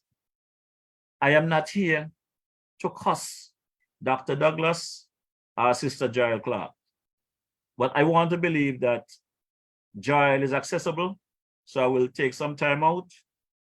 When I went to visit her, she was off island. I do not know if she's back as yet. This weekend, I'm going to make an effort to go and visit, see if she's back, and if she's not back, I will just leave a message with her parents that she reach out to me when she's back. But we have to have a serious conversation about what is taking place in this district in St. Paul's that I am in. Because the complaints that I'm getting is simple stuff, simple fix. There is a young man that came to me some months ago, back in June. And again, he came to me on Friday night. And he said, Morrishaw, you know, up in the area there where I live, there was a lady that used to sweep the drain. She died. Nobody's doing it. And I spoke to Douglas and I spoke to Joel about getting the job to clean the drain. And they said they're going to look into it and nobody get back to me. Well, my people, I'm going to run a video, you know, on the weekend. Just like I did with the wall over the weekend, I'm going to run a video with the drain. Because it's not about no camping in no bush in the drains, you know. So whenever Joel and Dr. Douglas drive to St. Paul's, if they drive through that direction, from back here by my house, all the way around to where the old police station or where the Batcher monument is, they can see that those drains haven't been cleaned for so long that grass is growing in the drain completely around. So if there's a, like the weather now, rain is falling all the time, the water cannot run in the drain properly. So other areas going to get flooded. There's a gut where the water come down the drain and go into the gut. That is not happening and it's not going to happen because the drain is completely clogged up with grass. When I say grass, I mean grass like what you have on the golf course. That is how nice the grass looks. It's been there growing for a while. So Senator Clark and Foreign Minister Dr. Douglas cannot tell me that if they drive in that area, they cannot see that grass growing in those drains going across there. So they need to pay attention. And if they don't have the time because they're living in the cloud, if they're living in the cloud and the lovely pictures and quotes that they're putting on social media to give the impression that something I keep, nothing I keep, you know. We on the ground here can see. I am on the ground, so I can speak for what I'm seeing on the ground. Nothing I keep. The district of number 6 needs some attention. And I'm pretty sure that other areas might feel the same way. So I'm speaking for everybody. The government is 14 months old. Yes, we know you had to travel overseas to restart connection with other countries and whole organization and stuff, but come on. If you guys don't have the time to take care of your communities because you have to be in the cloud, then appoint a representative, identify a caretaker who can deal with these issues. In the case of the Prime Minister, if you're not available to deal with the health issues, appoint a junior minister. Nobody could kill you for that because we understand that you guys will have to travel, will have to do certain things. But while you're traveling, the people are hurting here. When you guys travel and come back, you all might not meet nobody to take care of, meet nobody to vote for you next time, you know. Because what I'm hearing on the ground does not sound good. Doesn't look good. Election might seems to be years away, but elections for me is around the corner.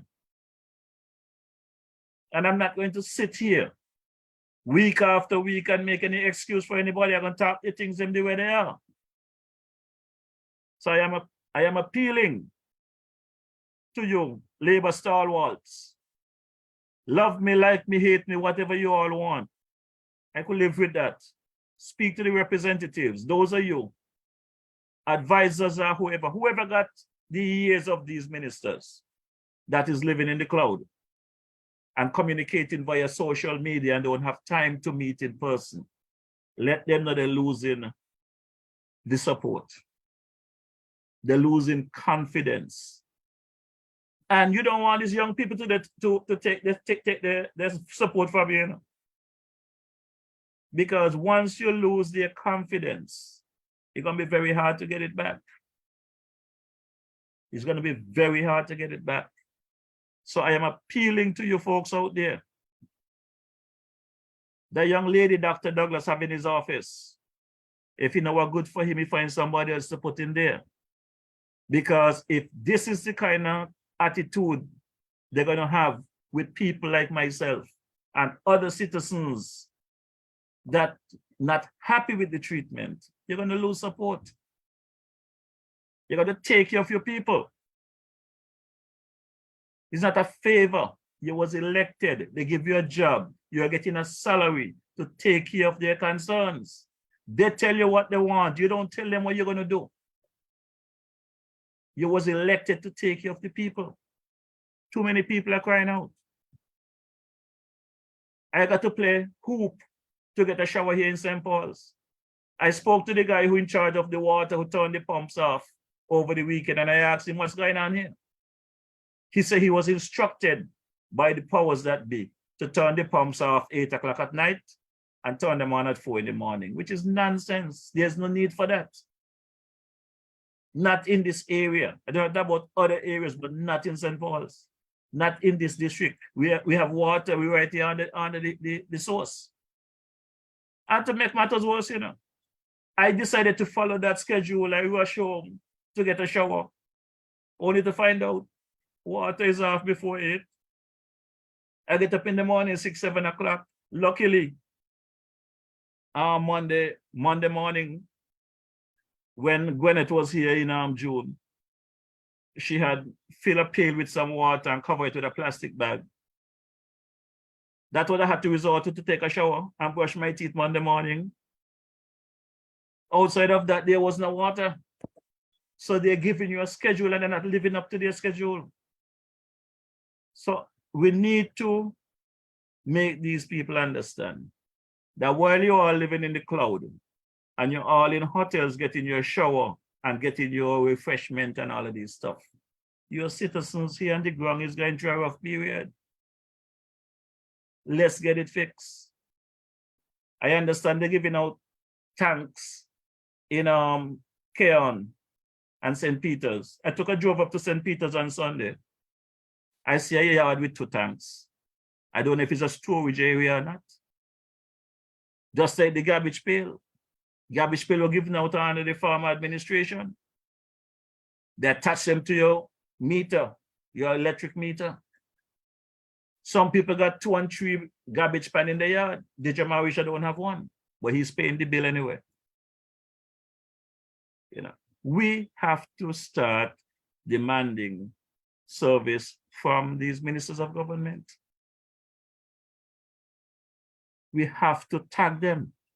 If they're going to be living in the cloud and not on the ground in the Federation, put a representative who is capable of following through and making sure the people get what is due to them. I'm not cussing anybody. I am giving free advice. 14 months later, we have to get it right. I understand tomorrow evening, the Foreign Minister, Dr. Douglas, and the Prime Minister, Dr. Terence Joe, will be meeting nationals of St. Kitts Nevis in Canada for a town hall meeting. I welcome those things. I'm happy to hear that they're reaching our citizens across the globe. But it's been 14 months. The people in Nevis are asking for the same town hall meeting. Why is it so hard to set up a town hall meeting in Nevis? I don't see any reason why a meeting should not take place by next month. The latest there should be a town hall meeting in Nevis is November. Because you cannot go into December when you have all kind of activities and they're not available. So this meeting have to set up by next month. And I'm appealing to the Prime Minister and whoever responsible, whether it's going to be Premier Brantley or the leader of NRP, Sister Janice Daniel Hatch, whoever wants to set up the meeting, but you all need to be serious about organizing that town hall meeting in Nevis. Whatever it may be, it might not change much, but give the people the opportunity as you give to the people overseas. They're right here on the ground. The people are right here on the ground in Nevis, 2 miles across the waters. That town hall meeting might be very well be the first time it ever happened. But Mr. Prime Minister, during your inaugural speech, you said you are the Prime Minister for all. You said it to me privately, publicly, and I hold you to it. I believe you. I know you're a genuine person. I just would like to know, what is the holdup? What is stopping you from organizing that town hall meeting in Nevis? It's not that hard. And I also get some conversation about the office there, the federal office in Nevis. I understand through my investigation that that federal office was always there. The only prime minister ever show up there is Dr. Douglas. So it's not like you have to look for space to rent for the federal office. The federal office is there. Put people in there. Let them coordinate whatever needs to be done in Nevis. Allow the people in Nevis that have business to transact to go to that office. Whoever ministers in St. Kitts have to travel across to Nevis, whether the AG or whoever, they should be able to go to that office and conduct their business. There should be people working there that represent all parties. It is not a CCM, a NRP, or a Labour, or a PLP, or a PAM thing. Everyone should be able to utilize that office as a federal office. Information should be able to be circulated through there. So, Mr. Prime Minister, DJ Morrishaw talking to you. I'm coming to you straight and direct from my bunker here in St. Paul's. You're doing a good job so far. I appreciate your efforts and what you're doing. But let's take care of Nevis. Let's take care of home. You know, let's take care of the family over there in Nevis and make things happen. You know, they say sharing is caring. So let's share with our brothers and sisters across the Nevis. All right.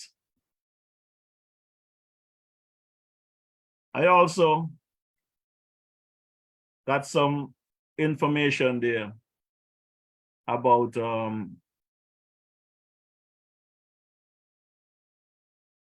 I got some information there about some work being done at the airport.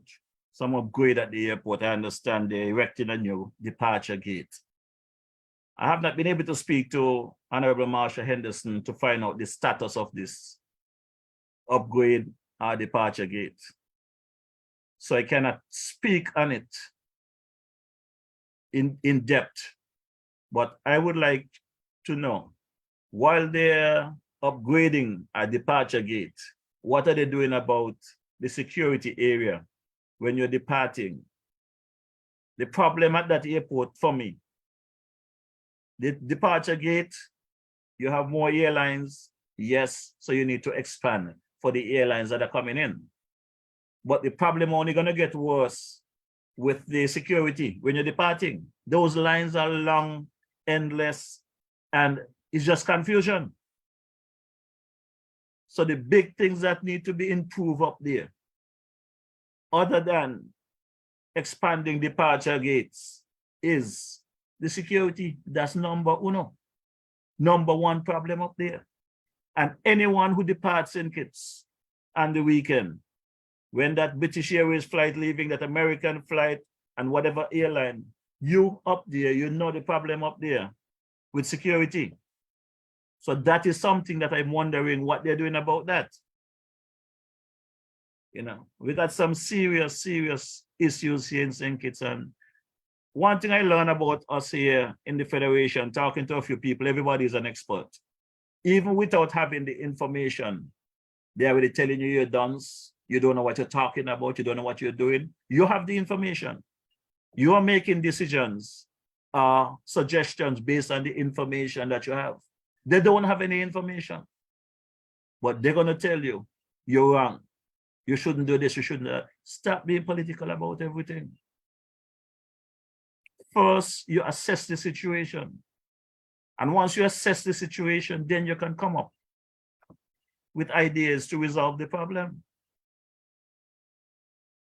A lot of things that have been done in the Federation that I'm seeing, people just doing things just for doing it, just to make a little money, and the problem is not solved.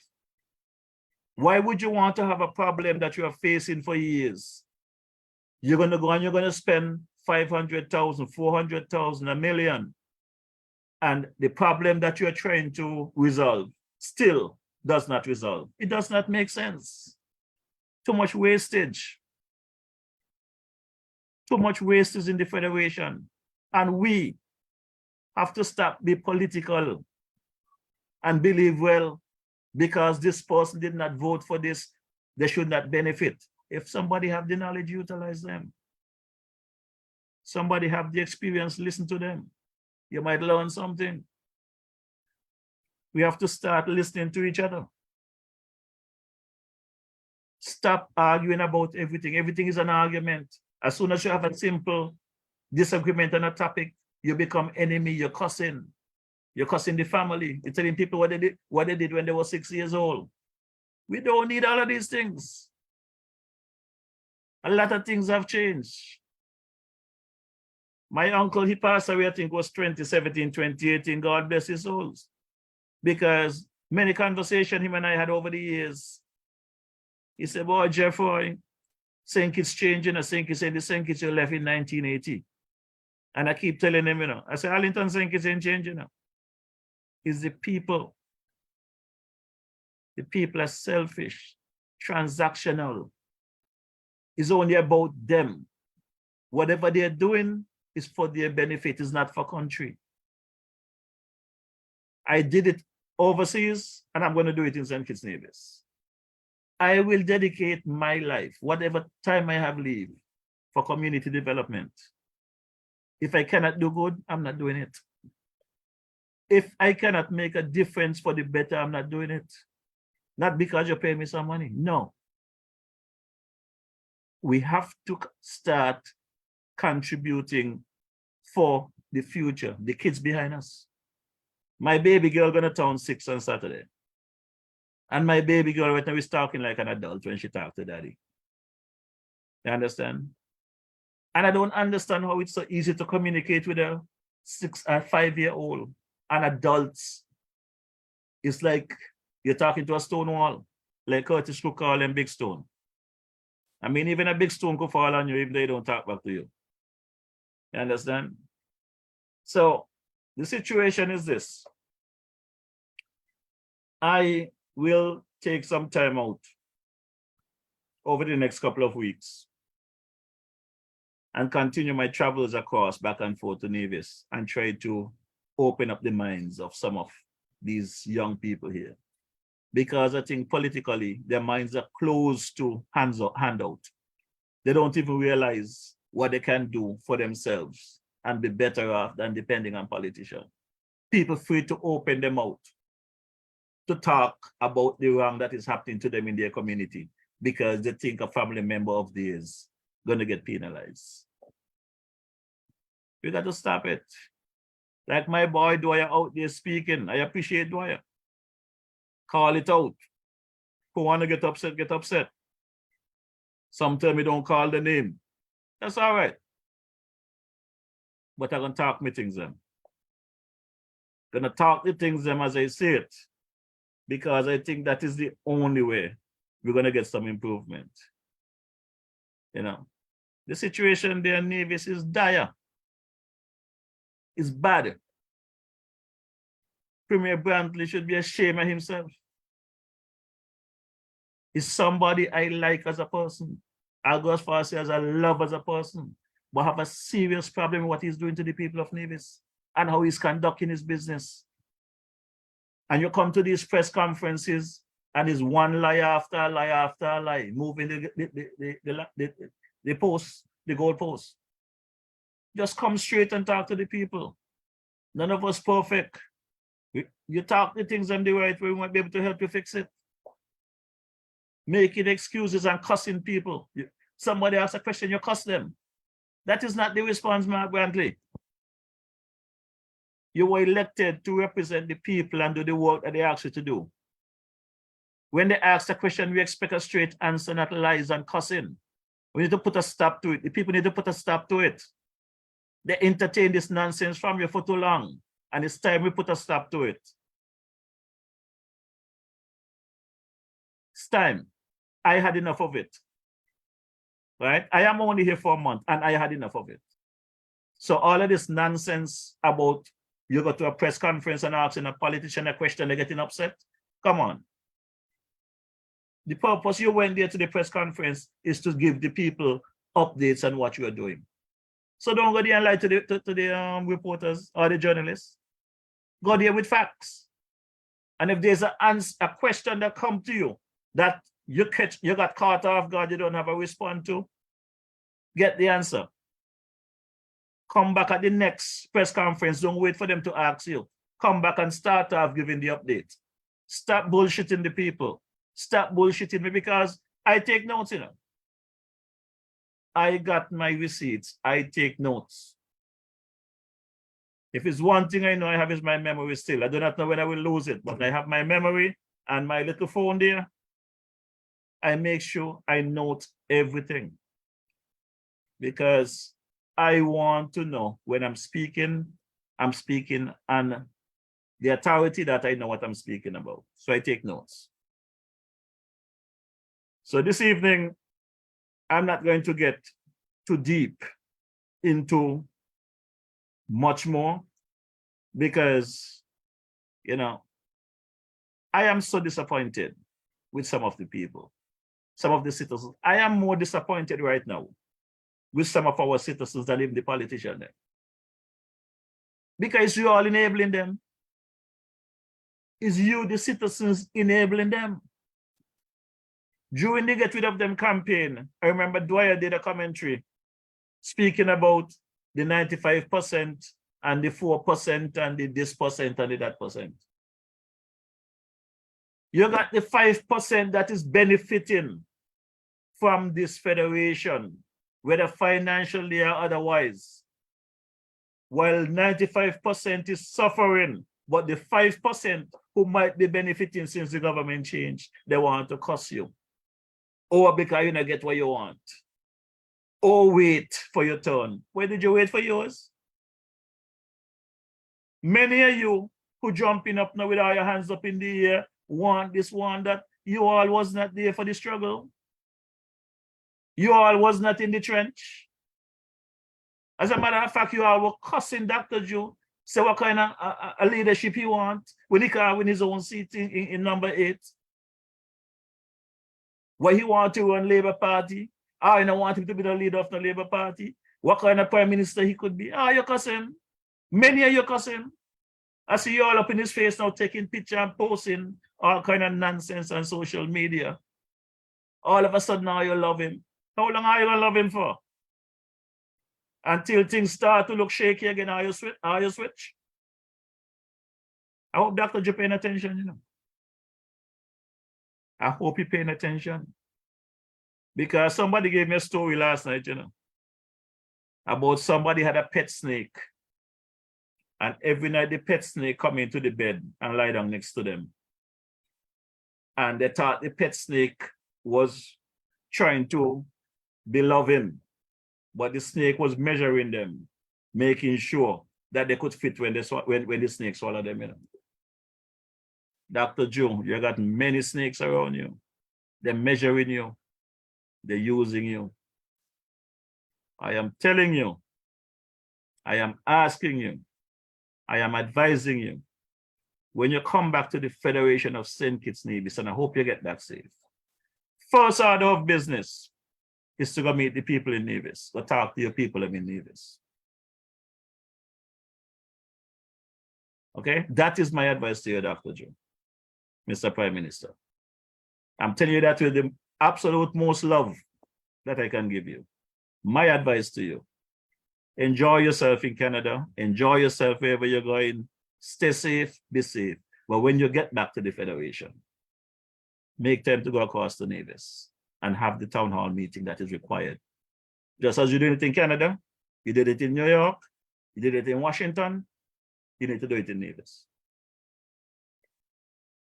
Sooner rather than later. And you know something?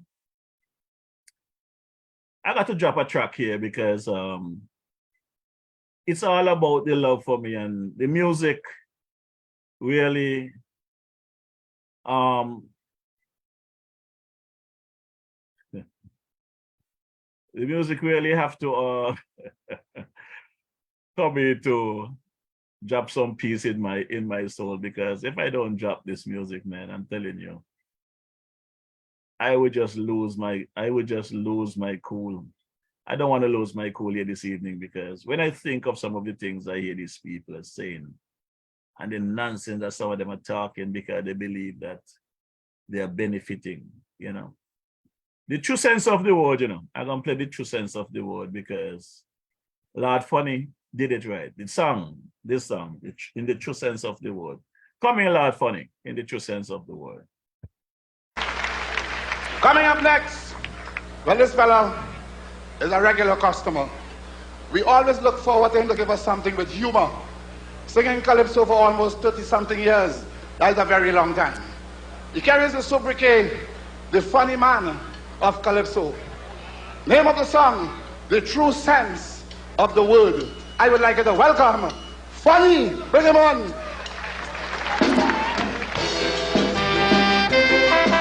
Yes.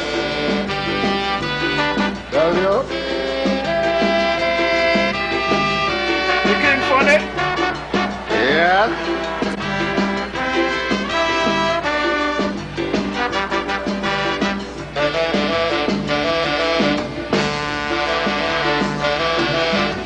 What's the use of a word if you can't use it?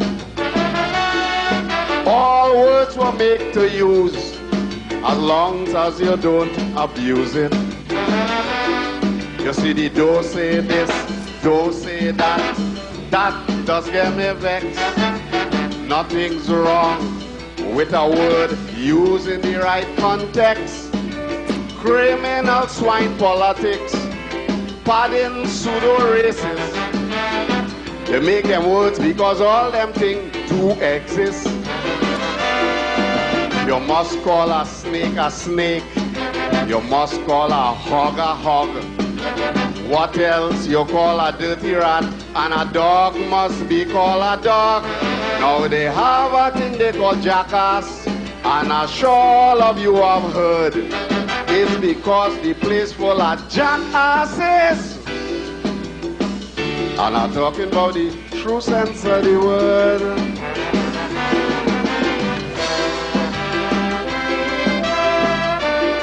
Tell you.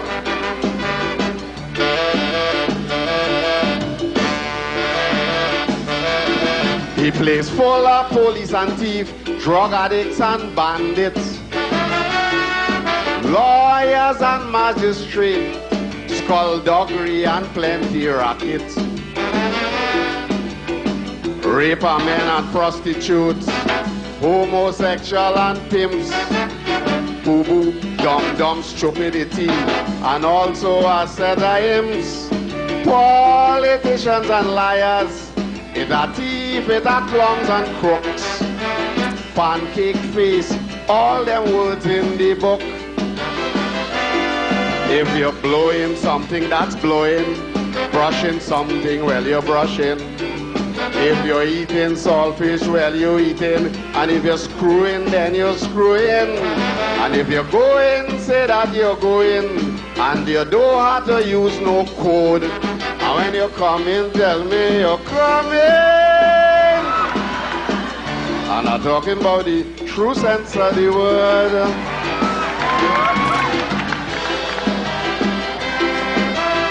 Tell you. Yeah. It have words like boomerang and boogie woogie, Kilimanjaro Mount, shush kebab and sukiyaki. It have tick, tock, toe, tea, small, soft, old, bin, ban, boom, see, big, bottom, hole. It have peace and love and nice and sweet. It have virgins and it has sex. Liquor, soccer, you don't have to use pretext. It have big stones and it have balls. I know Willie and Charlie. You could either get stick or prick. They don't show nanny on TV. Well, I know the dicks and them living just down the road. So if I see Mr. Patrick could pass for a dick, I'm talking about the true sense of the word. Yeah?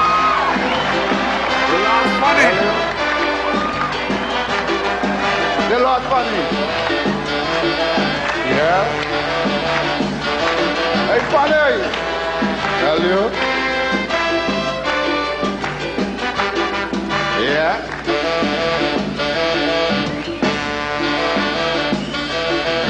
When you're going to the court to give evidence, you have to tell it just like it is.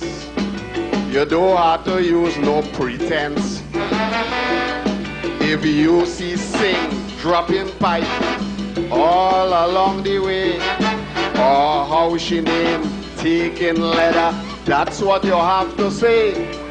If you see the sheriff naked and the cops have him on the run, I would like to hear how you describe the sheriff gun. It has some big Calypsonians, some monarchs and some young king. Some of them poor Calypsonian just have a little thing. But Rio de Fosto Brigo, Anatomy Bliss, I know you have heard.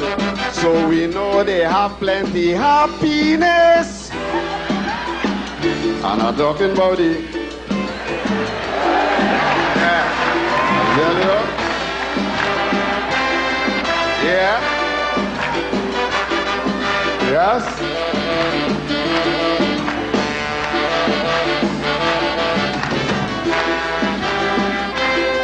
Funny. Tell you.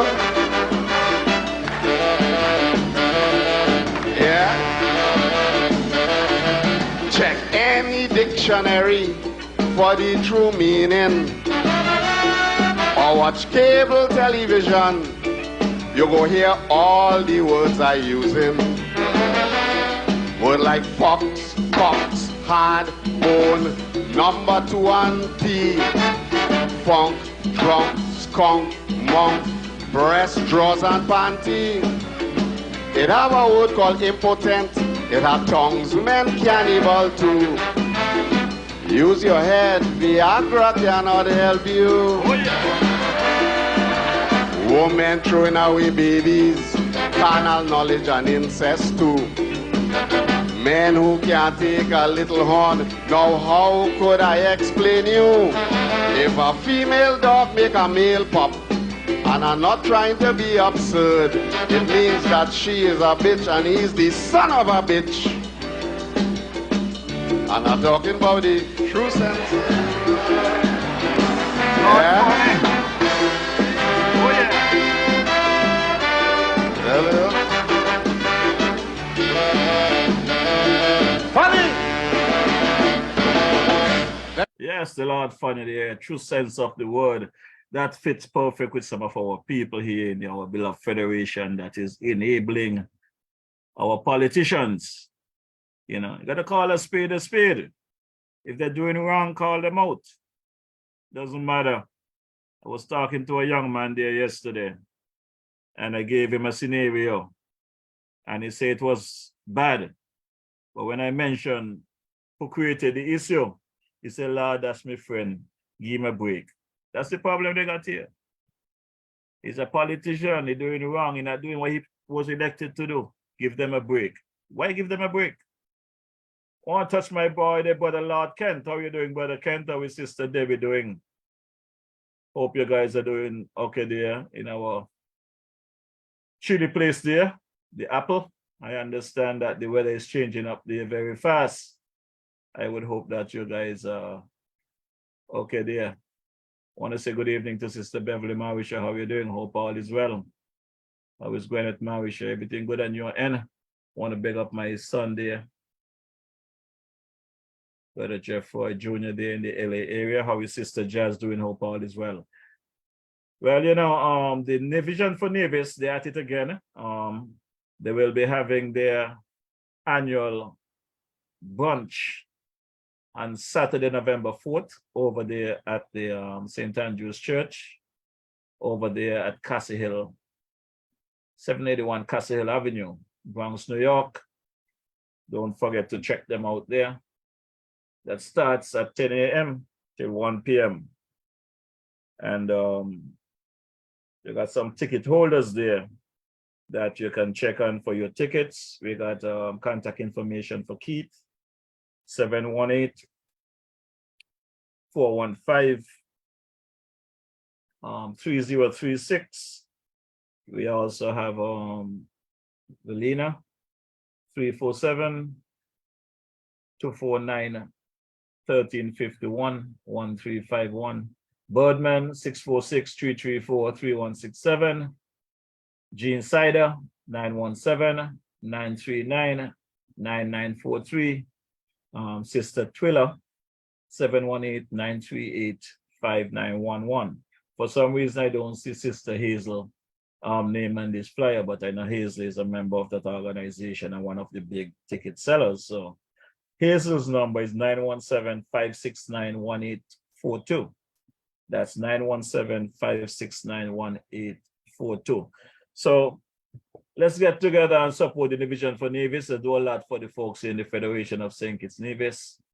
They say each one teach one, each one feed one. So let's make sure we take care of Sister Hazel. I also want to big up my boy there, brother Elvis Williams, the man King Freddy.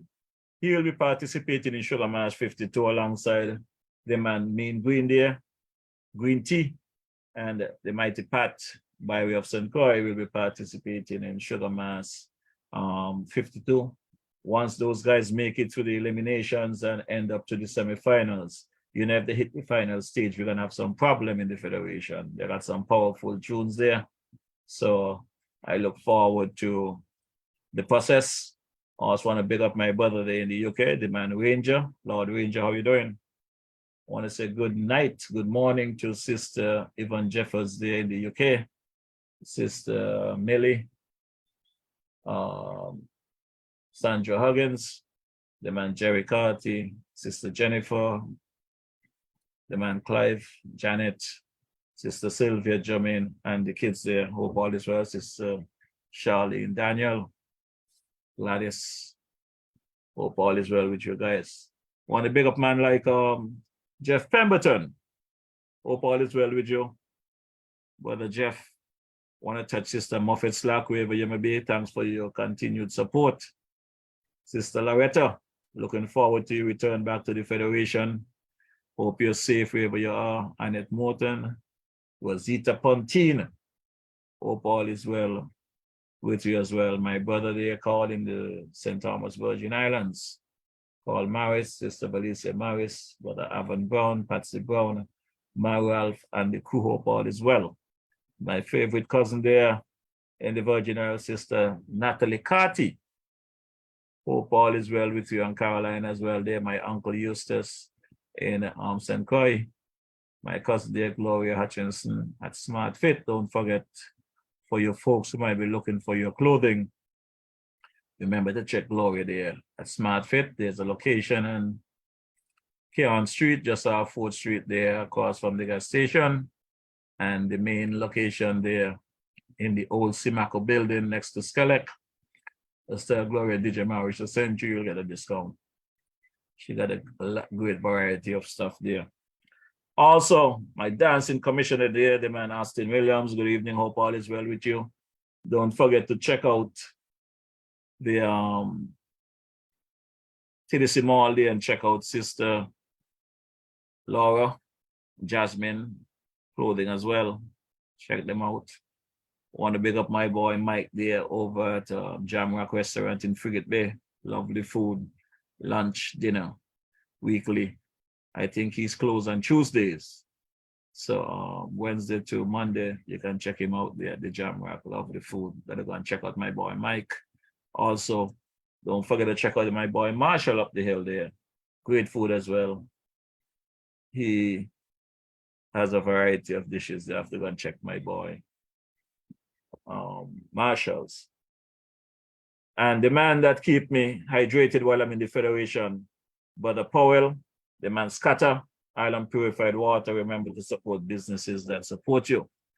You know, once I'm in the area, Brother Powell and his wife and crew there always make sure that DJ Morrishaw stay hydrated.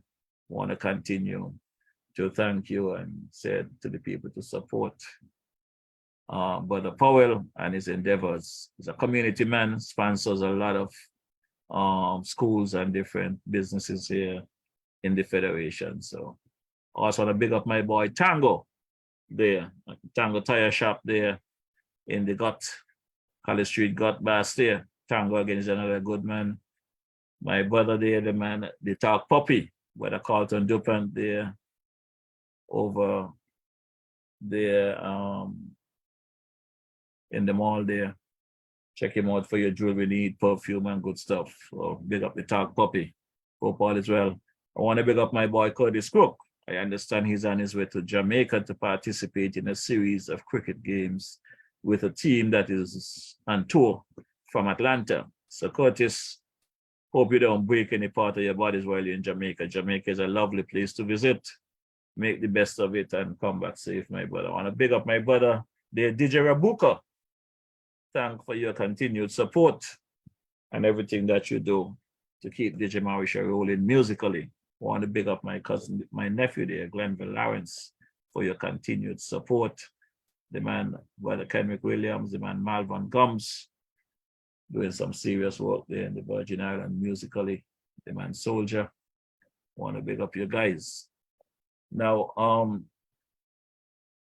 I know my boy there, Brother Hendrickson. I understand he went across to Taiwan. He should have been back in the Federation by now. I didn't hear from him. I guess he talking Taiwanese by now. So I have to make sure I track down my boy, Brother Hendrickson, and see what language he learned while he was in Taiwan. My boy there, the chef, the barbecue man, wicket keeper, Brother Francis, hope all is well with you, how his sister Leah, and the kids, the man Dams. Also want to big up my boy there in the Virgin Islands there. Brother Brown, Livingston Brown, I hope all is well with you and everything is good with you. Brother Highlines Charles, everything is good with you. I hope all is well. You work hard for the campaign to get rid of them, and now we might have to do some adjustment. So we're going to be working on the demolition in a bit. Sister Angela Weeks, Patsy Weeks, hope you all are doing well. Hope all is well with you all there. Brother Nigel Watley, good evening. Hope all is well with you. Brother Sean Richards and crew. The Miler Box. What's going on with the Miler Box? Everything good with you? Well, you all, every good thing have to come to an end, you know, and how we do it here. We cannot leave without saying special good night to some sponsors like Cora Bennett, who continue to keep things rolling and do her stuff. So good evening, Cora. Hope all is well with you. Sister Ann Farrell Smith, good evening. Hope all is well with you and the family. But we're going to drop the unofficial anthem of the Federation of St. Kitts Nevis right about now, 3 minutes before the hour of 8. So Brother Ivor Henry, sorry that you're not going to get much of an overtime tonight. You're going to get a little overtime, but definitely we'll be back next Wednesday, same place, same time, 6 p.m. So stand by for the late, great, the King Arrow. This one is called Arise. Remember, the music is lovely, but lyrically, you need to listen to the lyrics. That is where we, the citizens of St. Kitts Nevis, need to hold.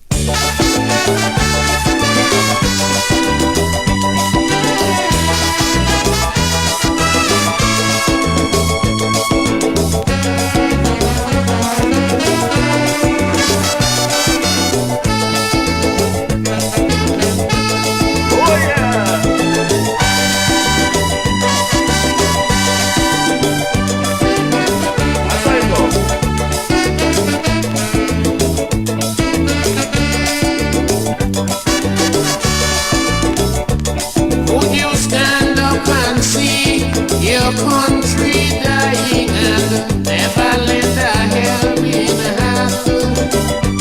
Would you see your children's future dwindling, creating much disillusion? Or would we watch on idly, disregarding our self-sufficiency?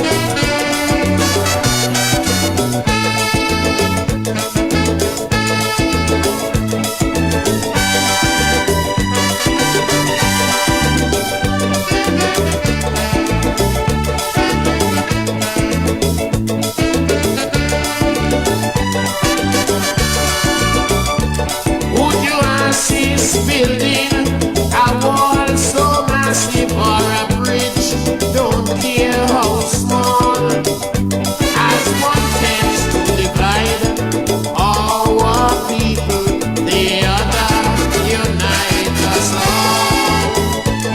Unambitious men just cannot be a part of this community.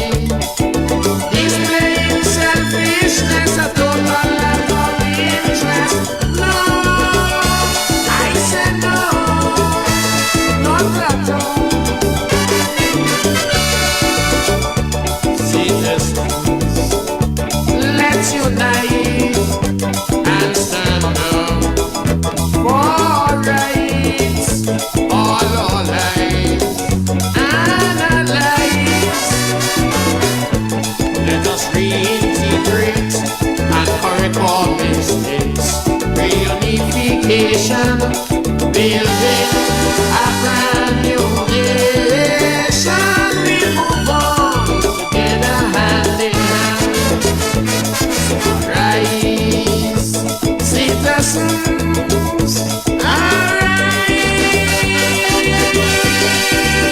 The country is yours, all yours, still yours.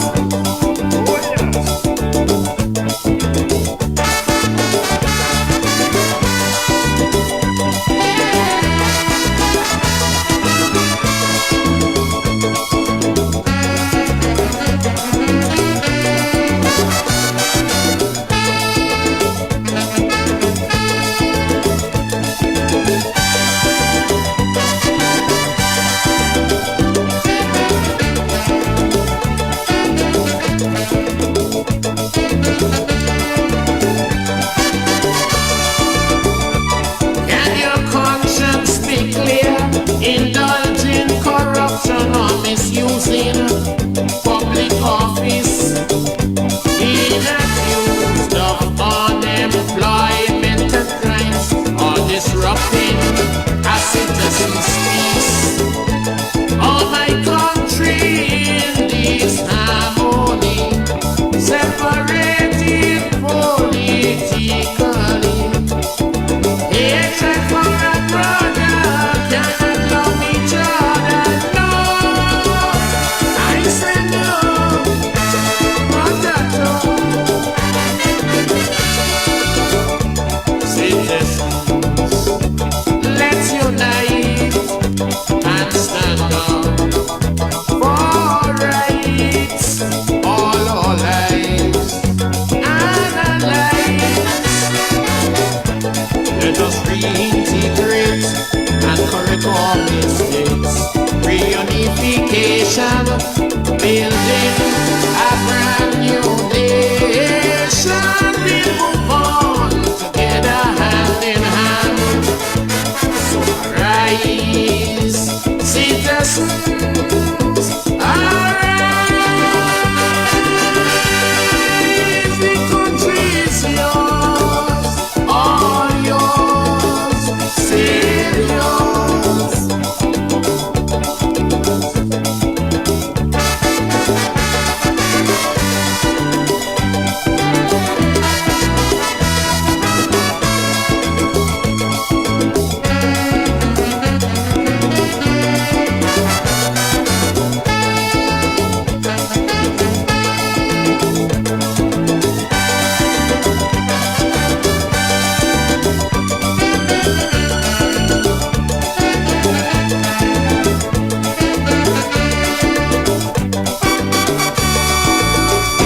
Yes, and that's it for this evening. Every good thing must come to an end. I want to say good evening to Sister Tamika there in Montserrat, Sister Rachel, sorry, Sister Sarah there in Montserrat. I want to big up my folks in the Tobago area. Good evening to Brother Roger. I understand you had surgery. I hope you're healing up well and get well soon. Look forward to seeing you. Sister Deborah Wallace, hope you're doing well also. Sister Melissa Beard, Gloria Beard, Victor Beard, the man Donnell, and Sister Chanel. I hope you and the kids are doing okay there in Trinidad. I want to continue to let you folks know online.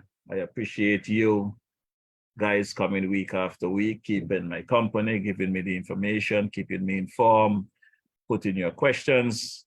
I'll answer them the best I can. I'll get the information from whoever responsible to respond. I also want to say good night to my sister there, Sister Cicely Brown there, Pastor Brown and crew there in the Nevis area. I have not spoken to you in a bit, sis. Have to give you a call. Let's have a chit chat, make sure everything is okay and you're in on that side. I want to touch my boy, Brother Astro as well. Hope all is with you, Brother Mackie Truss. Brother Alston Connor, good evening. How you doing? Welcome to the ride. My Anguilla crew. I want to pick up Sister D. Basso. How you doing? How is Sister Anna and the grandkid? Hope all is well with you guys. Sister Naomi Ward. Hope all is well with your Sister Ivy Carty. My brother there, Jean Paris, there in the New York area. Sister Chubby Paris. Hope all is well with you. Ambassador Quilly, we're in the world of you, my brother. I understand there was some devastation in the Morocco area. We have not spoke since that incident. I look forward to chit chat with you. Hope that all is well on your end. And the cricket crew, Brother James Ward, I want to just big you up. You're doing a good job there with these youths in the St. Paul's area with the cricket. Continue your work. You have my full support. Bigging up the man Gappy there. Brother Leighton Williams in the Newton Grant area. Hope all is well with you. My good people, as I said, every good thing have to come to an end. And this is the end. I want to big up Brother Elvan Ellie and the wife. Hope all is well with you guys there, wherever you are. Thanks again for your continued support. My technicians all around the globe that is working with me. I want to big up my brother there, Brother Ike, the engineer that keeps me online weekly. Without Brother Ike, there will be no program. So I just want to continue to sing praises of appreciation to Brother Ike. And I look forward to seeing you guys next week. Sister Gwyneth Morrishaw, I wonder if you're sleeping. I got to give you a call, see what's going on with you. I haven't spoken to you for the day, so hope you're awake.